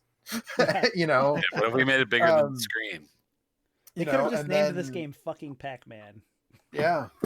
This is exactly what, you know, you expect from and wanted from Pac-Man. And also it was the first time Toru Iwatani was involved in a Pac-Man. Well, the original CE, not CEDX. That was the first time all these ghosts. Toru Iwatani was involved in a Pac-Man game since like the original maybe, or Pac-Man Plus or something. Like he hadn't done a Pac-Man game in forever. I have to be careful with this game. So, you know, I any game that you can't let yourself play. Yeah. That's definitely a very you game. The other night we were talking about, I can't remember which game it was. We were like, me as a kid would have never conceived of this is what video games would be. Yeah. This is the opposite. This is exactly what like 6-year-old me would have thought Pac-Man would look like, you know, 2 or 3 decades later. It's amazing. It's really good. It's Pac-Man. This is a very good Pac-Man. Time. I ate all the ghosts. Joe. Pick the most Joe game ever. Oh boy, I already did. I think I already did. I mean, one Mario and one Resident Evil on this list. I know. And there's a bunch of stuff on this that's not going to go. But of the other like game series that I just unabashedly love and sort of am in on, or were in on when the person who was responsible for them was still making them. I haven't mentioned yet the only one of those that's worth playing that came out that decade, and that is Resident Evil 5, The Phantom Pain. You mean Metal Gear Solid? Metal Gear Solid, yeah. Hi, I've been doing this for 12 hours. Resident Evil 5, best. Resident Evil 5 is actually super good, by the way. Resident Evil 5 is a co-op. Resident Evil 5 is good. People like it. It's also, I thought about it. It's a very fun video best game. Of the decade. It's a very fun game that's super racist and kind of tough to. Yeah. Oh yeah. Metal Gear Solid. Yeah, sorry, Metal Gear Solid 5: The Phantom Pain. I thought you were going to say Resident Evil 7. Hours. But I thought about it, but no, I think Metal Gear Solid 5 Phantom Pain, not to be confused with Metal Gear Solid 5 Ground Zeroes, because those are different games. I'm glad that you have this video. But Metal Gear Solid 5 is like, it's that they. So first of all, it's not loaded down with a bunch of really awful story garbage. Like, there is awful story garbage in it, but it's not weighed down in the way that like 4 was just like, what the fuck, man? Like 4, there was so much. Yeah. And like the gameplay in 4 I still loved. I like playing 4, but sitting through those fucking play it. Right. That's the problem. The actual game is like 4.5 hours long. This game, I spent like 80 hours on, which is the most time I've spent with a game, certainly for a single playthrough in maybe ever. Like for a game that's not a, like an Overwatch or a Team Fortress, kind of game. Like for a single player experience, for a single playthrough, this is probably the most time I've ever spent with one game, one playthrough. At 80 or 85 hours before I finally was like, okay, I guess I'm done now. I Fultoned a sheep. And yeah, like Fultoning, the first time you Fulton like a bear is just amazingly hilarious. It's got an open world that is totally unnecessary and kind of stupid, but like the stuff that you like, the missions. I think it would actually be better if they embraced the open world and didn't take you out of it constantly and drop you back into it all the time. I think that's like the big flaw of the game. Or if they had like populated it with stuff, or just skip it. Just give me like the different settings where the actual missions take place and let me just choose them from a menu. Yes. This is the first Metal Gear Solid game that really justifies the weird, overly complicated control scheme, because it's the first one that like gives you interesting things to do with all of those weird controls. Yes. The way you can like get a box out and then like flatten it out and then like slide down a hill on it, and all the different weird things you can do with that. The way that you can make the horse poop on a bridge so that enemy convoys will spin out. A car hits the horse poop and then goes off the bridge is amazing. But you can lay down on the ground and have the horse poop on your face. It's great. If that's your jam. If that's your thing, but it's like this, it's just, I love a stealth game that gives me a bunch of weird tools and lets me use them however I want and doesn't punish me for doing things in a weird way. Like the first fight with Quiet, you can beat her. It's like a sniper duel, and you can beat her by doing like a supply drop and just having them drop it on her head. Bonk. I forgot about that. Yeah. Yep. I did too. And there were a couple games sort of like this, right? I really like Deus Ex Human Revolution, which is also, that's a little more RPG-ish than this game, but it's still like action focused, stealth mechanics if you want them. Otherwise, you can just kill everybody if you want to. And then Hitman and Hitman 2 are also very similar to this, but I think this one sort of like lived up to the promise of all that stuff and all those weird tools the most, at least for me. So this is the one that I'm going with. But man, I had a lot of fun with this game. I really enjoyed it, and I would recommend it to anybody who likes stealth games who hasn't played it, because it's just fucking ridiculous. It's super good. It's definitely worth playing. I think the one thing that weirdly holds us back, well, aside from it just not being finished, right. Yeah, there's no ending. There's no ending. It's just like that's tacked. You do the intro again, and then there's like a cutscene tacked on, and that's it. Yep. And there was a bunch of cuts. There's also riding in the Jeep with Skullface, where he just like dialogues at you for fucking a 10-minute Jeep ride. That's what I was gonna say. Is that I think weirdly what this game needs is actually more bullshit Metal Gear story, which I can't believe I'm saying that. Yeah, but you're wrong about that. Like it was kind of fun hearing it like Skull, because you spend like 50 hours not doing traditional Metal Gear, and then it's like. You sit in a Jeep, and Skullface monologues at you, and it's like, oh yeah, like I forgot that like half of the Metal Gear equation is someone being like, but we're all tools of the government, and like blah blah blah. Like I don't want a ton of that, like, but I want some of that's kind of fun, and it's like it was just like, oh yeah, I missed that. Like, and then I miss David Hayter. Or like I did not miss Solid it. 1 and less like Metal Gear Solid 4. It's just like there has to be some kind of story, otherwise you're just a guy running around in a desert doing putting balloons on shit. Yeah, what's wrong with that? I have no problem with that. I did it for like 120 hours. Like there's nothing wrong with that. I'm just saying, like, it would have been nice if there had been if Kojima had been able to finish the game. I think ultimately that's why I didn't finish the game, for that exact reason. Yeah. Like, as much as 4 was way overboard on that, I need some Metal Gear bullshit, or I'm gonna not stick with it. There were some really good parts where like you have to redo some missions and do them in the traditional quote unquote Metal Gear style, which is you get dropped in with no gear. And those were super fun. No gear. Yeah. And those were like super fun because it was like, okay, I have to like do this whole section and I had to get all my weapons on site, procure all your weapons on site, leave no trace. And like that stuff was, you'd have to do it over and over again before you got it. But it's just, I don't know, man. Yeah, it's really good. I'm way over time, but there's a very specific writing style that comes with that you expect from Metal Gear game, and this game just kind of doesn't have it. And for as wordy and as overwrought as a lot of that stuff is, this game is worse for not having that stuff. And like I said, it's just the way that it's structured is just like kind of a nightmare. It feels very cobbled together. Yeah, but hey, they got Kiefer, man. They got Kiefer. It feels cobbled together, but I just honestly... There's a dog that wears goggles and has a knife, and you can tell the dog to kill people, and it slits their throat with a knife. The dog can also get a taser, and you can tell it to tase people. Yeah. The dog is absolutely the best companion. It's not even close. I don't know. Yeah. The dog won't poop on your face if you tell it to, though. Yeah, but the dog tags all your enemies, so... Not canon. Right. So. Please read my fanfic. Good God. All right, what's your final pick, Kurt? Metal Gear Solid 5: The Phantom Poop. Shit-faced. Oh, God. Nice. I've been waffling. I actually let Joe run long so I could waffle some more on it. I'm gonna go with Portal 2. Hey. Nice. Oh. I don't want your damn lemons. It's like a steak that's too big, and then you eat it, and then it's too much, and then it makes you sick, but it's still really good. Yep. That's right. 100% right. I replayed it last year because somebody I know, a friend of mine, was like, we're all quarantined, and we should play some games together. I'm like, okay, sure. What do you want to play? He's like, I don't know. I'm like, have you ever played Portal 2? Because I've been thinking about it. He's like, no.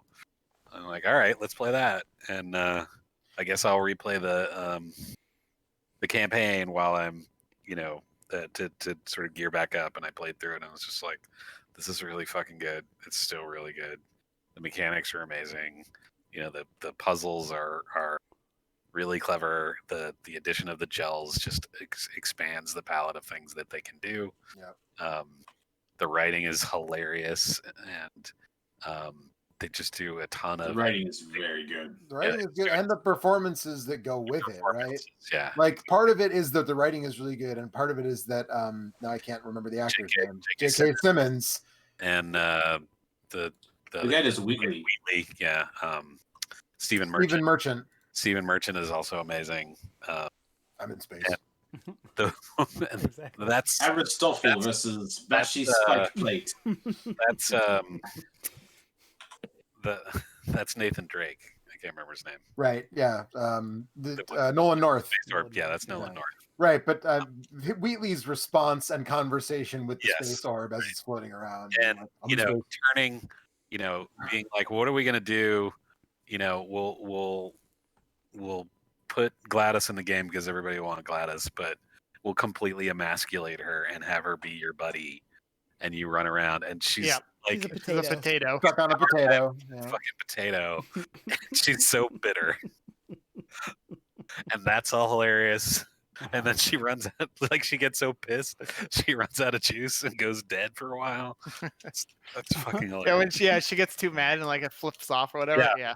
And then like Wheatley is too stupid to make really good test papers, so they all just start getting weirder and more fucked up. Yeah. Yep.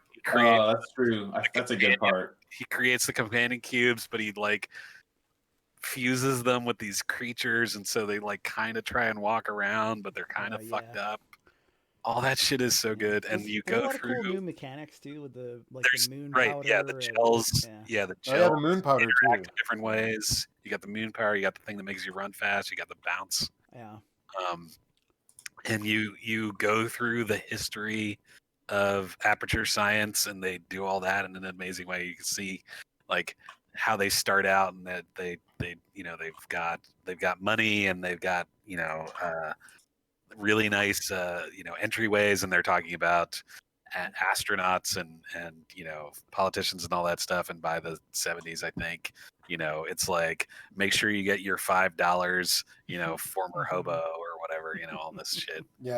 My favorite joke in that whole game might be the fact that they started as a shower curtain company and the portals were made as an alternate way to like enter showers. Yeah, it's good. And then you have a whole co-op campaign that co-op is really fucking good. Is really well done. It's really fun to play. It requires you to actually work together and do all that stuff. So requires a lot of coordination that gets your friends killed over and over and over again. Yeah. How you doing, Kurt? Yeah. I'm great. Okay, good. It continued in my co-op with my friend, where I'm like, okay, so now he hadn't played enough of it. Like I told him to play the campaign so he'd learn how everything worked, and then he didn't play very much of it, so he didn't really understand all the stuff. So I was trying not to just boss him around, but I was like, okay, so I'm standing on this hard light bridge, and you want to move your your portal over here, and as I'm saying that, he moves the wrong portal, and I fell into a grinder and died. I'm like, yep. You're playing Portal co-op. Yep. That's how it goes. Yep. So yeah, Portal.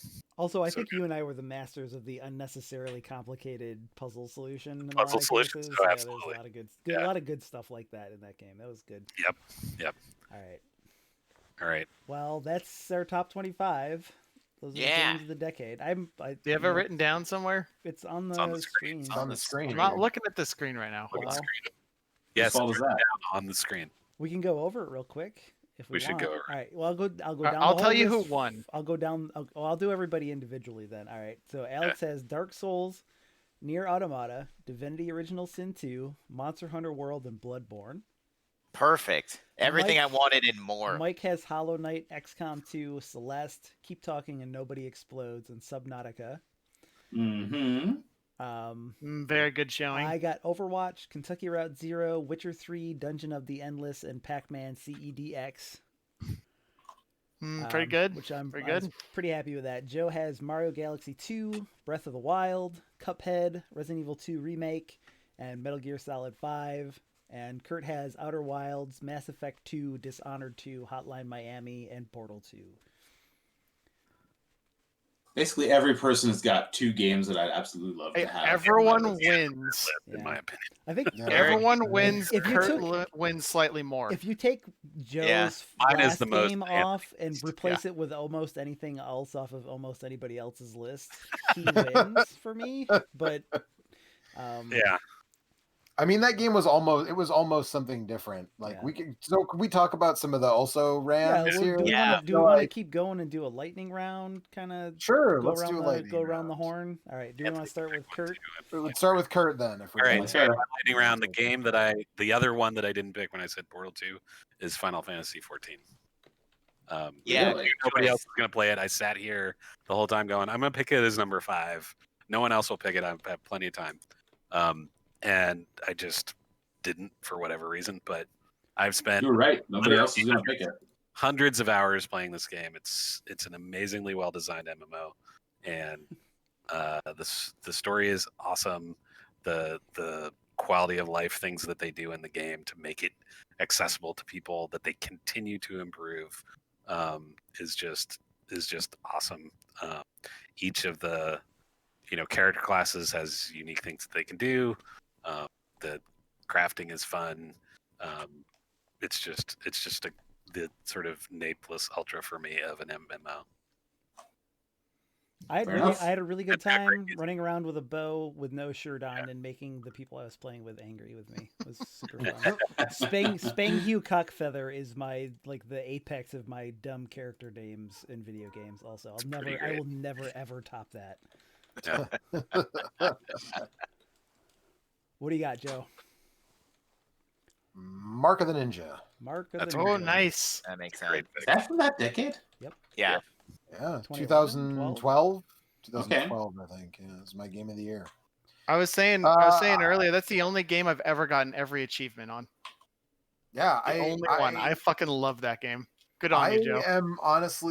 I'm kind of bummed that after Clay hit massive pay dirt with Don't Starve, it seems like they really shifted directions in the kinds of games they make, because I loved Shank. I didn't love Shank 2 quite as much, but I loved Mark of the Ninja. Well, the guy that drove Mark of the Ninja left. They made they made a beat 'em up, they made a stealth game, they made it a survival game, they made a stealth based tactical. And now all they RPG. make is a survival game. No, and then they literally just put out Grifflands, which is a oh, that's right. RPG That's I take it back. I apologize. Dialogue. I forgot it. I forgot that they keep doing weird new interesting things. They rule. Almost always good. Mm-hmm. I'm glad they're I'm glad they're being successful and they're sort of expanding their horizons, but I want more 2D side scrolling things from them, basically. Yep. Yeah. And this one is just, in terms of, I love stealth action games, a good stealth action game, and this is maybe the best 2D version of that ever. I can't think of a 2D game that nails good stealth gameplay quite as well as Mark. More so than almost any other stealth game, this just gives you all the tools and all the information needed to play perfectly. And when you make a mistake, it's usually because you screwed up the mechanics. It's never because a lot of times stealth games are a little obtuse, and it's hard to know. Am I in the light? Is my light gem? Is it lit up all the way? Right. Can they see me where I am? And in this game, it's never like that. It's not just aesthetically pleasing but dark. Right. Yeah.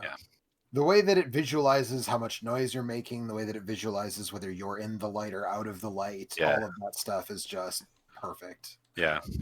And it's never wrong. And the animations for the stealth kills are so satisfying. Whether it's your trapdoor spider type stuff, or you're about to pop out from behind a tree and end this guy's life. Yeah. Or maybe you're not. Maybe you're just gonna let him walk by. Okay. But there's a really you can't all kill that first stuff one because you don't have a sword. Oh right. Okay. Yeah.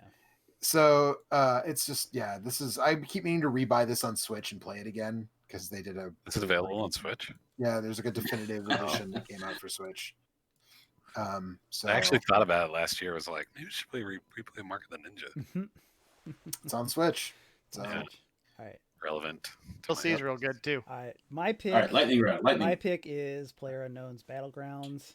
I'm surprised that didn't make it onto your main list. Yeah, it really. I am too. If I had not remembered that Pac-Man CEDX existed, I would have picked PUBG here. PUBG was this was the game. This is one of those games that came out in a year, specifically 2017, and that's the vintage PUBG that I want. I want the PUBG where the servers are all screwed up and things are super weird at the beginning and everybody's shooting really things randomly. And it's super janky and the motorcycle physics are super messed up and everything's breaking constantly. And it's hilarious and fun. And I just the first year or so of this game was like that. I think that they still they understand that and they get it and they do the right thing quite a bit, but never quite the same. I think that there's also this thing where the single player where it's 1v99 other people is also an utterly terrifying experience for the first 20 or 30 hours that you play it, because it's just you'll be all alone in a building and then you'll hear a door close and you'll be like, oh shit, someone's here, and then you'll go and try and take up position and then somebody will pop out of a bathroom that you didn't know was there and fucking murky in the back and you just get screwed out of 15 minutes of running around and looting. But it's just so quiet otherwise that it's just and then and on top of that, just the crazy motorcycle physics. After my dad died in 2018, the first time I really laughed my ass off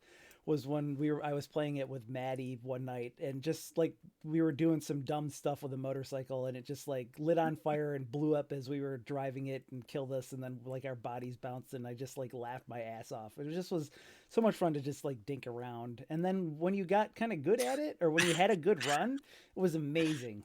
Like that time where you and Maddie tried to ramp off the dune buggy that I was driving at you guys, and then we collided, and you like rubber banded into the ground and like flew over the horizon. Yeah, it was amazing. But this is also, so I've played a lot of these types of games now. You know, like played like 400 or 500. I think Apex Legends has now eclipsed my time with PUBG.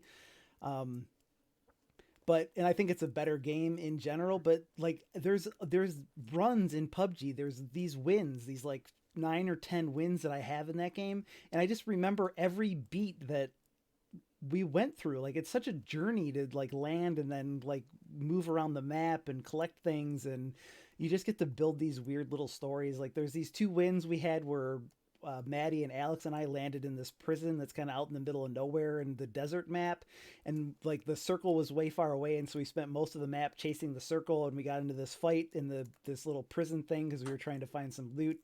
And it's just like I can remember all these beats from all these wins. There's just like a solo win I had with a Vector in the fog, and I was like Jason. I killed like 13 guys.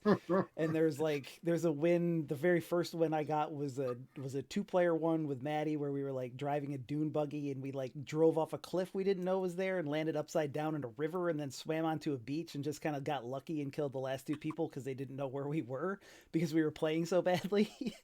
It's just there's so many like permutations of things that can happen in PUBG. It's just it's a really good weird video game, and it will never be like it was in 2017 and 2018, but for those couple of years, man, it was pretty special.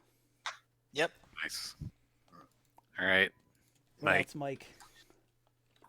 Yeah, looking at the list of what I got left over, I kind of think I want to take Return of the Obra Dinn. Ooh. Oh, I can't believe that wasn't picked. I sat there. I can't believe Kurt didn't pick that. I almost picked it as my last pick too. That's a great game. Yeah, it's just one of the most unique, interesting puzzle games that I've ever played. Obviously, you're an insurance adjuster is the one thing everyone says about that game. Every time that's like an old school noir trope, right? Like that. Like there's a lot of old noir stuff where the character is an insurance investigator. Yeah, there's actually an old Double Indemnity, right? Double Indemnity. Like the all-time great like film noir hard-boiled. Yeah. Yeah.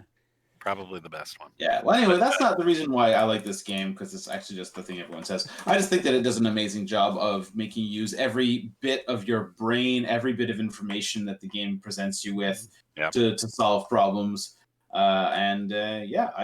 I don't. It's a lightning round, so I don't want to go over it. But that first time you walk out onto the deck and the music hits, and you just see what's happening on the deck of the ship. It's like, oh shit! Yeah. This is going places I was not ready for. When the first they pull back the curtain, you go like, oh, this is not what I thought this was. Yep. This is something totally different, and it's just like, oh yeah, okay, this is gonna be amazing, and it is. I started playing the game solo, and as soon as I saw that, I called Abby into the room and started a new file. It's like, no, all right, you got to see this one. Yeah. It's it was on sale earlier. It was free on Epic, I think, a while ago. Also, Obra Dinn? I don't think it was ever free. If it's free, I would say if it's free on Epic again, somebody better let me know. Okay. But I'll do. All right, Alex, what do you got? What, are we just doing one? This is it. We're done. It's the lightning round. I'm gonna give Anthony an opportunity to just like throw out some stuff we might have missed. God, there's like 15 games I want. There's like 3 games I want more than that, and there's like 6 that I'm choosing between right now. Yep. Let's pick one. What a decade. We'll just like shout out some names before we leave. I think. Yeah. Oh God, it's like, oh my God, this is so hard. Gears of War 3. Let me tell you. 11 years worth of games with a lot of good games. It's like Control. I'm turning my back on my 2 games that have like my favorite anime children in them. God, Jesus. Alex is gonna say Space Chem. We all know it. Right. It's like, do I want to go for anime children? I've already got anime children. I got Nier. I guess it's got to be Doom. Doom 2K16. That's a good game. I love Doom. That game fucking rules. It does. What else? It's so fucking good. There's nothing else to say. Like, there's nothing else to say. They were like, hey, we're gonna bring Doom back and we're gonna do it right. And you're like, hell yeah. And it said, what if you played it more aggressively? Yeah. And everyone's like, I don't know about that. And they fucking nailed it. Yeah. Give you a great suite of weapons and just like let you run and double jump and climb on things and then they fucked it all up with Doom Eternal. Yeah. I mean, Doom Eternal is still really good when it's good, but it's just not good a lot of the time because of the weird. It was like they took the thing like Doom is like Hotline Miami, and that we talked about this a few weeks ago. These tools and just lets you play it. And you can be really like it lets you create this like weird violent like jazz music symphony. Ballet. Yeah, and then in the new one it's just like they made you play rock paper scissors with guys and it stinks. But anyway, Doom 2016 rips ass. 2016, awesome. Really good. Great soundtrack. It has a great soundtrack. Hey Anthony. Yeah. What did we miss? You got some stuff that you want to throw on? Well, nobody said Hades. Nobody said I Hades. I knew because you would say it when you came on. Right. I had to, so I got to say that, but I've talked about that a bunch. I like Hades. It's good. It's really good. I had 90 hours like Hades apparently. It's a lot of Hades. That's 3 times as much as I like Hades apparently. Yep. That's the metric. How much time? How many Joes of Hades did you play? One then, and I'll many say Contras is that? That's a lot of Contras. I'll say Prey. Prey. And I don't know if I include Mooncrash or not. I would say it does. But that game is it does. That game is so good, and it's like, is it? Yeah, it is. I love the weird powers. The thing where you wander into a space station that's like had people, and you have to piece together what horrible thing happened to them is like my favorite thing. And you get murdered by a coffee cup. And then you can become the coffee cup later. Yeah. Yep. It's so good. Mooncrash is a totally different take on it. I love the opening of Prey. I think is really clever, but I like walking around in that game just feels wrong to me in a way that I could never quite get over. Well, too bad because this is my pick and I loved it. No, and I think it's fine. I think it's a really I love the world. It's a very frustrating game for me because I think that I would really like it if there was some way to mod it into a better first person movement thing. I don't know what it is. You'd love your game if you could make it do a better game, Anthony. Yeah. It's also that game's also funny because it starts with like a psychological experiment, so you don't know if you're like what's really happening. Yeah. And then the game is like, oh, that coffee cup might be an alien, but that's only for the first few hours, and then it just gets so weird. Like, you have all kinds of crazy powers, and there's things like if you have too many crazy powers, the robots detect you as 50% or more alien, so they start attacking you. And there's like, but you can also be good at taking over robots. Like, there's so much in there. Yeah. And it folds in on itself like 5 times. It's so good. Anyways. There you go. Else? We really need cool toolbox to work with. Anything else you want to shout out? Any other games? Yeah, anything else specifically?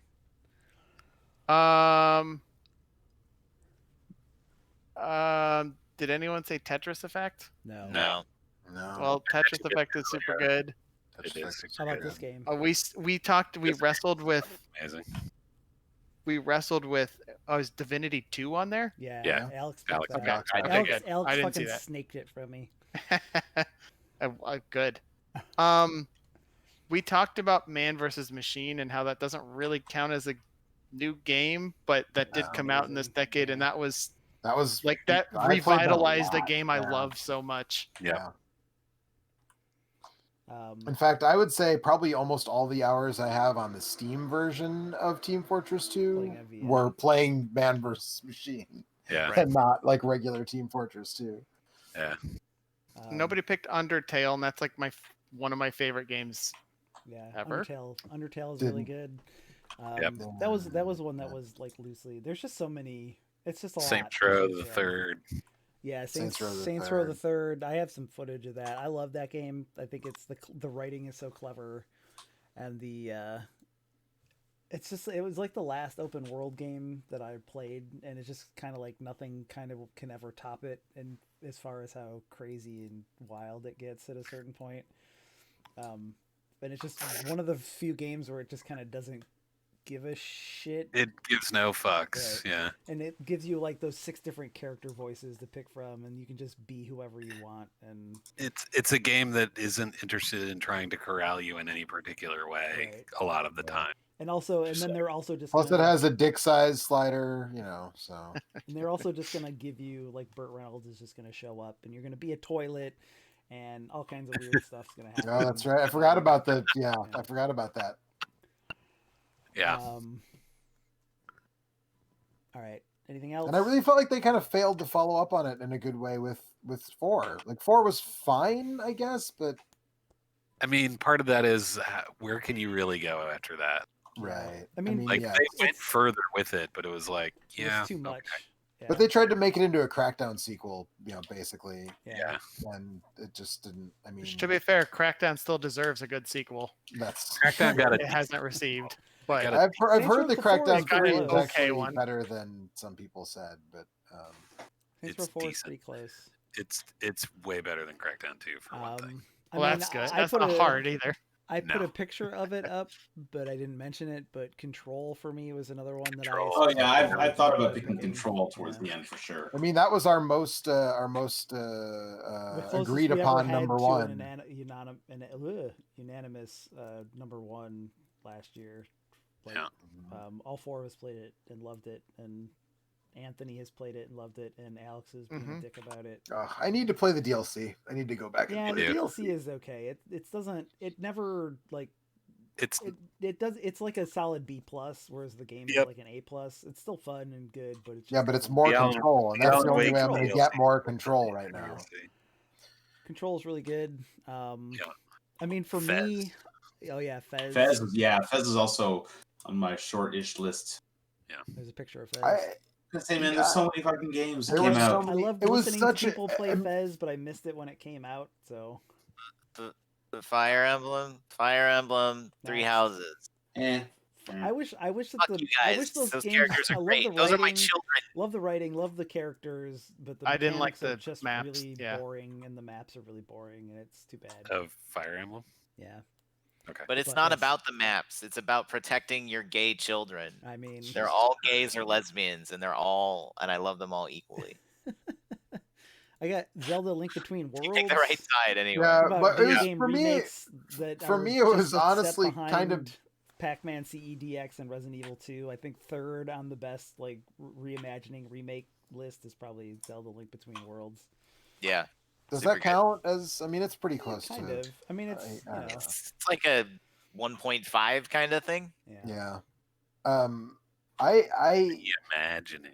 So I almost gave kind of like a token nod to Rock Band 3. You guys kind of convinced me before we started to not put Rock Band 3 on my list, because even though I think it is the technical apex of Rock Band, I definitely did play more of 2 than of 3. But 3 added keyboards, it added vocal harmonies, and obviously it worked with all the songs you had from all the games before. So it's like, it was really the ultimate, like, and then 4 took a bunch of that stuff away, right? 4 took out keyboards. 4 took out keyboards. It's an incredible game. It's just, it's not really a last decade game in my mind, even though technically speaking it is. I mean, it is, though, is the thing. But Rock Band as a phenomenon for me belongs to the decade prior to that. Right? Well, yeah, because Guitar Hero came out in 2004? 2003? Yeah. Guitar Hero, and then Guitar Hero 2, and then Rock Band changed the fucking paradigm, right? Right. I'm in fact sitting next to a box full of plastic instruments as we speak. So, I know. I have just one more I need to mention, and I don't think I forgot to grab a picture of it, but that's Gears of War 3. Which Gears of War is definitely, as a series, is kind of like a previous decade thing also, because Gears 3 was like the apex of the series, and I think in every way, I think that it has the best. Yeah. It has the best story. It has the best the best single player campaign. It has by like the best multiplayer. Like 4 is kind of the same exact thing again, and it also has the best horde mode. I played a ton of Gears. Like Gears of War was the game that kind of convinced me to buy an Xbox 360 because one of my friends had it, and I played multiplayer at his house, and it, like the mechanics were broken, but wall bouncing and stuff like that was just like a totally new thing that I'd never seen before. And I mean, nobody has ever really done anything quite like that. It's unique to the Gears of War franchise. And then 2 was a disaster where they tried to like take shotgun wall bouncing stuff out of the game and put all these, they tried over and over and over again to limit the ways that you could move. And then it was finally with Gears 3 where they finally said, oh, the thing that people like about this multiplayer is the fact that you can move way faster than we intend you to move, and it's not meant to be a cover shooter. It's like combos in Street Fighter. Yeah, it's exactly like Happy that. accident. And they spent so long struggling against that, and people just kept figuring out ways to make it happen. And then in Gears 3, they were like, well, actually, we're just going to like encourage you to do this and make this part of the game. And we'll just nerf the damage on the shotgun a little bit, make it a little bit harder. So that way, you know, but it like it's just so much fun to, that is like the one, like Mike's been playing a lot of Kaizo games, and you know, like Alex likes to play fighting games and learn how to like master those mechanics. And the Gears 3 wall bouncing thing is the only like elevated level mechanic that I ever feel like I really mastered in a meaningful way. And like that, I spent, you know, over 1,000 hours probably playing that franchise as a whole, and Gears 3 was just the pinnacle. But that is also kind of like Rock Band, like that feels more like a previous decade series. Yeah, me, there were a couple. There were a couple things that I had on my list that I left off for that kind of same reason, which is like Batman Arkham City and Uncharted 4 were both games that I really liked a lot and spent a lot of time with, and you know, played through the whole thing and everything. Yeah. But like, I think in a lot of ways, like Uncharted 2 is the best of those. Yep. Uncharted, yeah.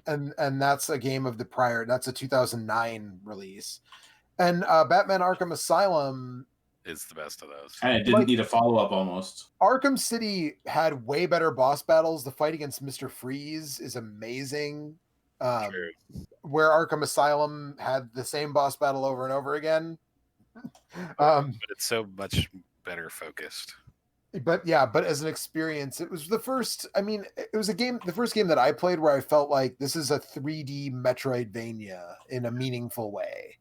It has a continuous map, but it's not an open world. It's a contained, continuous map where my progress is blocked by the upgrades that I have. Yep. And it felt like, you know, what I think. And I mean, I guess Metroid Prime was that before Arkham Asylum, but Arkham Asylum was better than Arkham City, but Arkham City was still great. And I even liked Arkham Knight, but I just couldn't, for the same reasons, Eric, that you just sort of expounded upon for Gears of War. Like Arkham City feels like, you know, it's building on this amazing, like if we did a best of 2000 to 2009, Arkham Asylum would be on there. I think all four absolutely would, be thinking about picking that.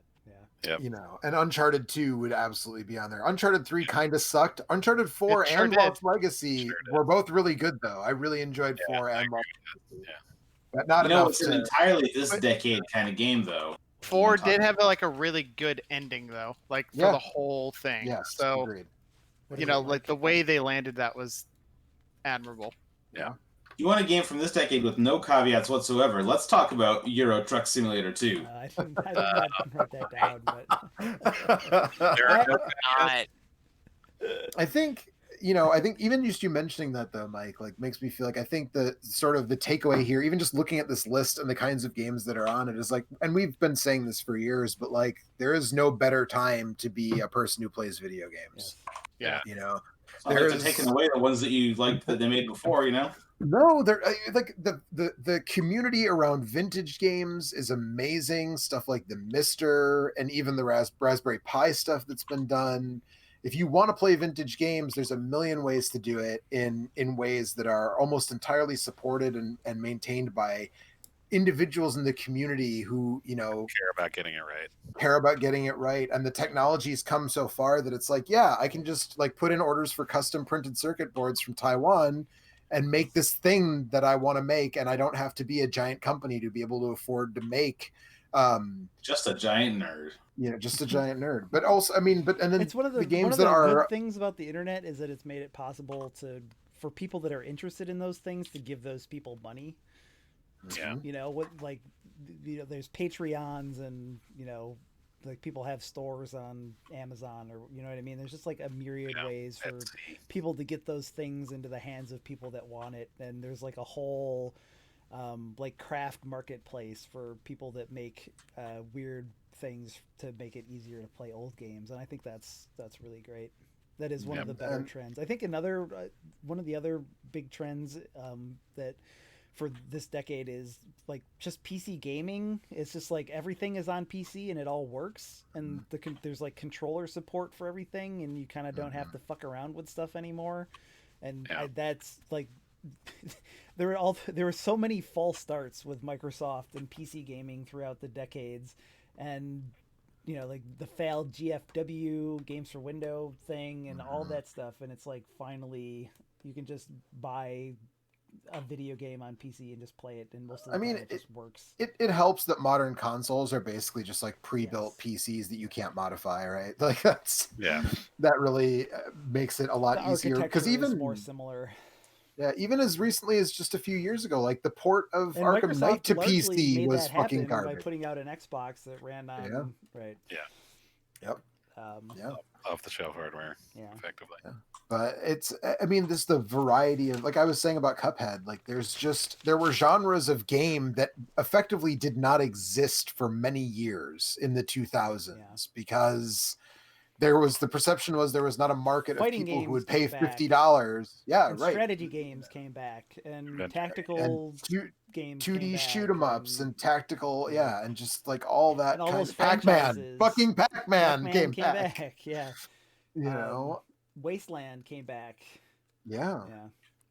There's a whole series apparently of Shadowrun, like isometric action RPGs that people really like. Yeah. I played Dragon something I like that a lot. It was quite good. If you're into video games, whatever you are into, somebody is making that thing. Like, it's like if you want to play old school fucking Castlevanias, like, maybe fucking Konami's not making them, but there's a bunch of people who are, if you want to play. There's 2 Bloodstained ones and a bunch of other stuff. Yep.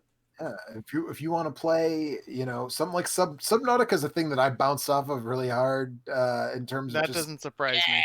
But there's I didn't even play it. I just looked at it and I was like, this looks like fucking Echo the Dolphin in 3D. This looks like hell. And then when Alex was like, this is hell and here's why, I was like, that sounds right. Like, I don't, but it's good that it exists for Mike. It's good that it exists. Yeah. And that's a game that never would, during the PS2 era, that game never would have come out. It might have, but it would have been so obtuse that it would have been kind of unplayable.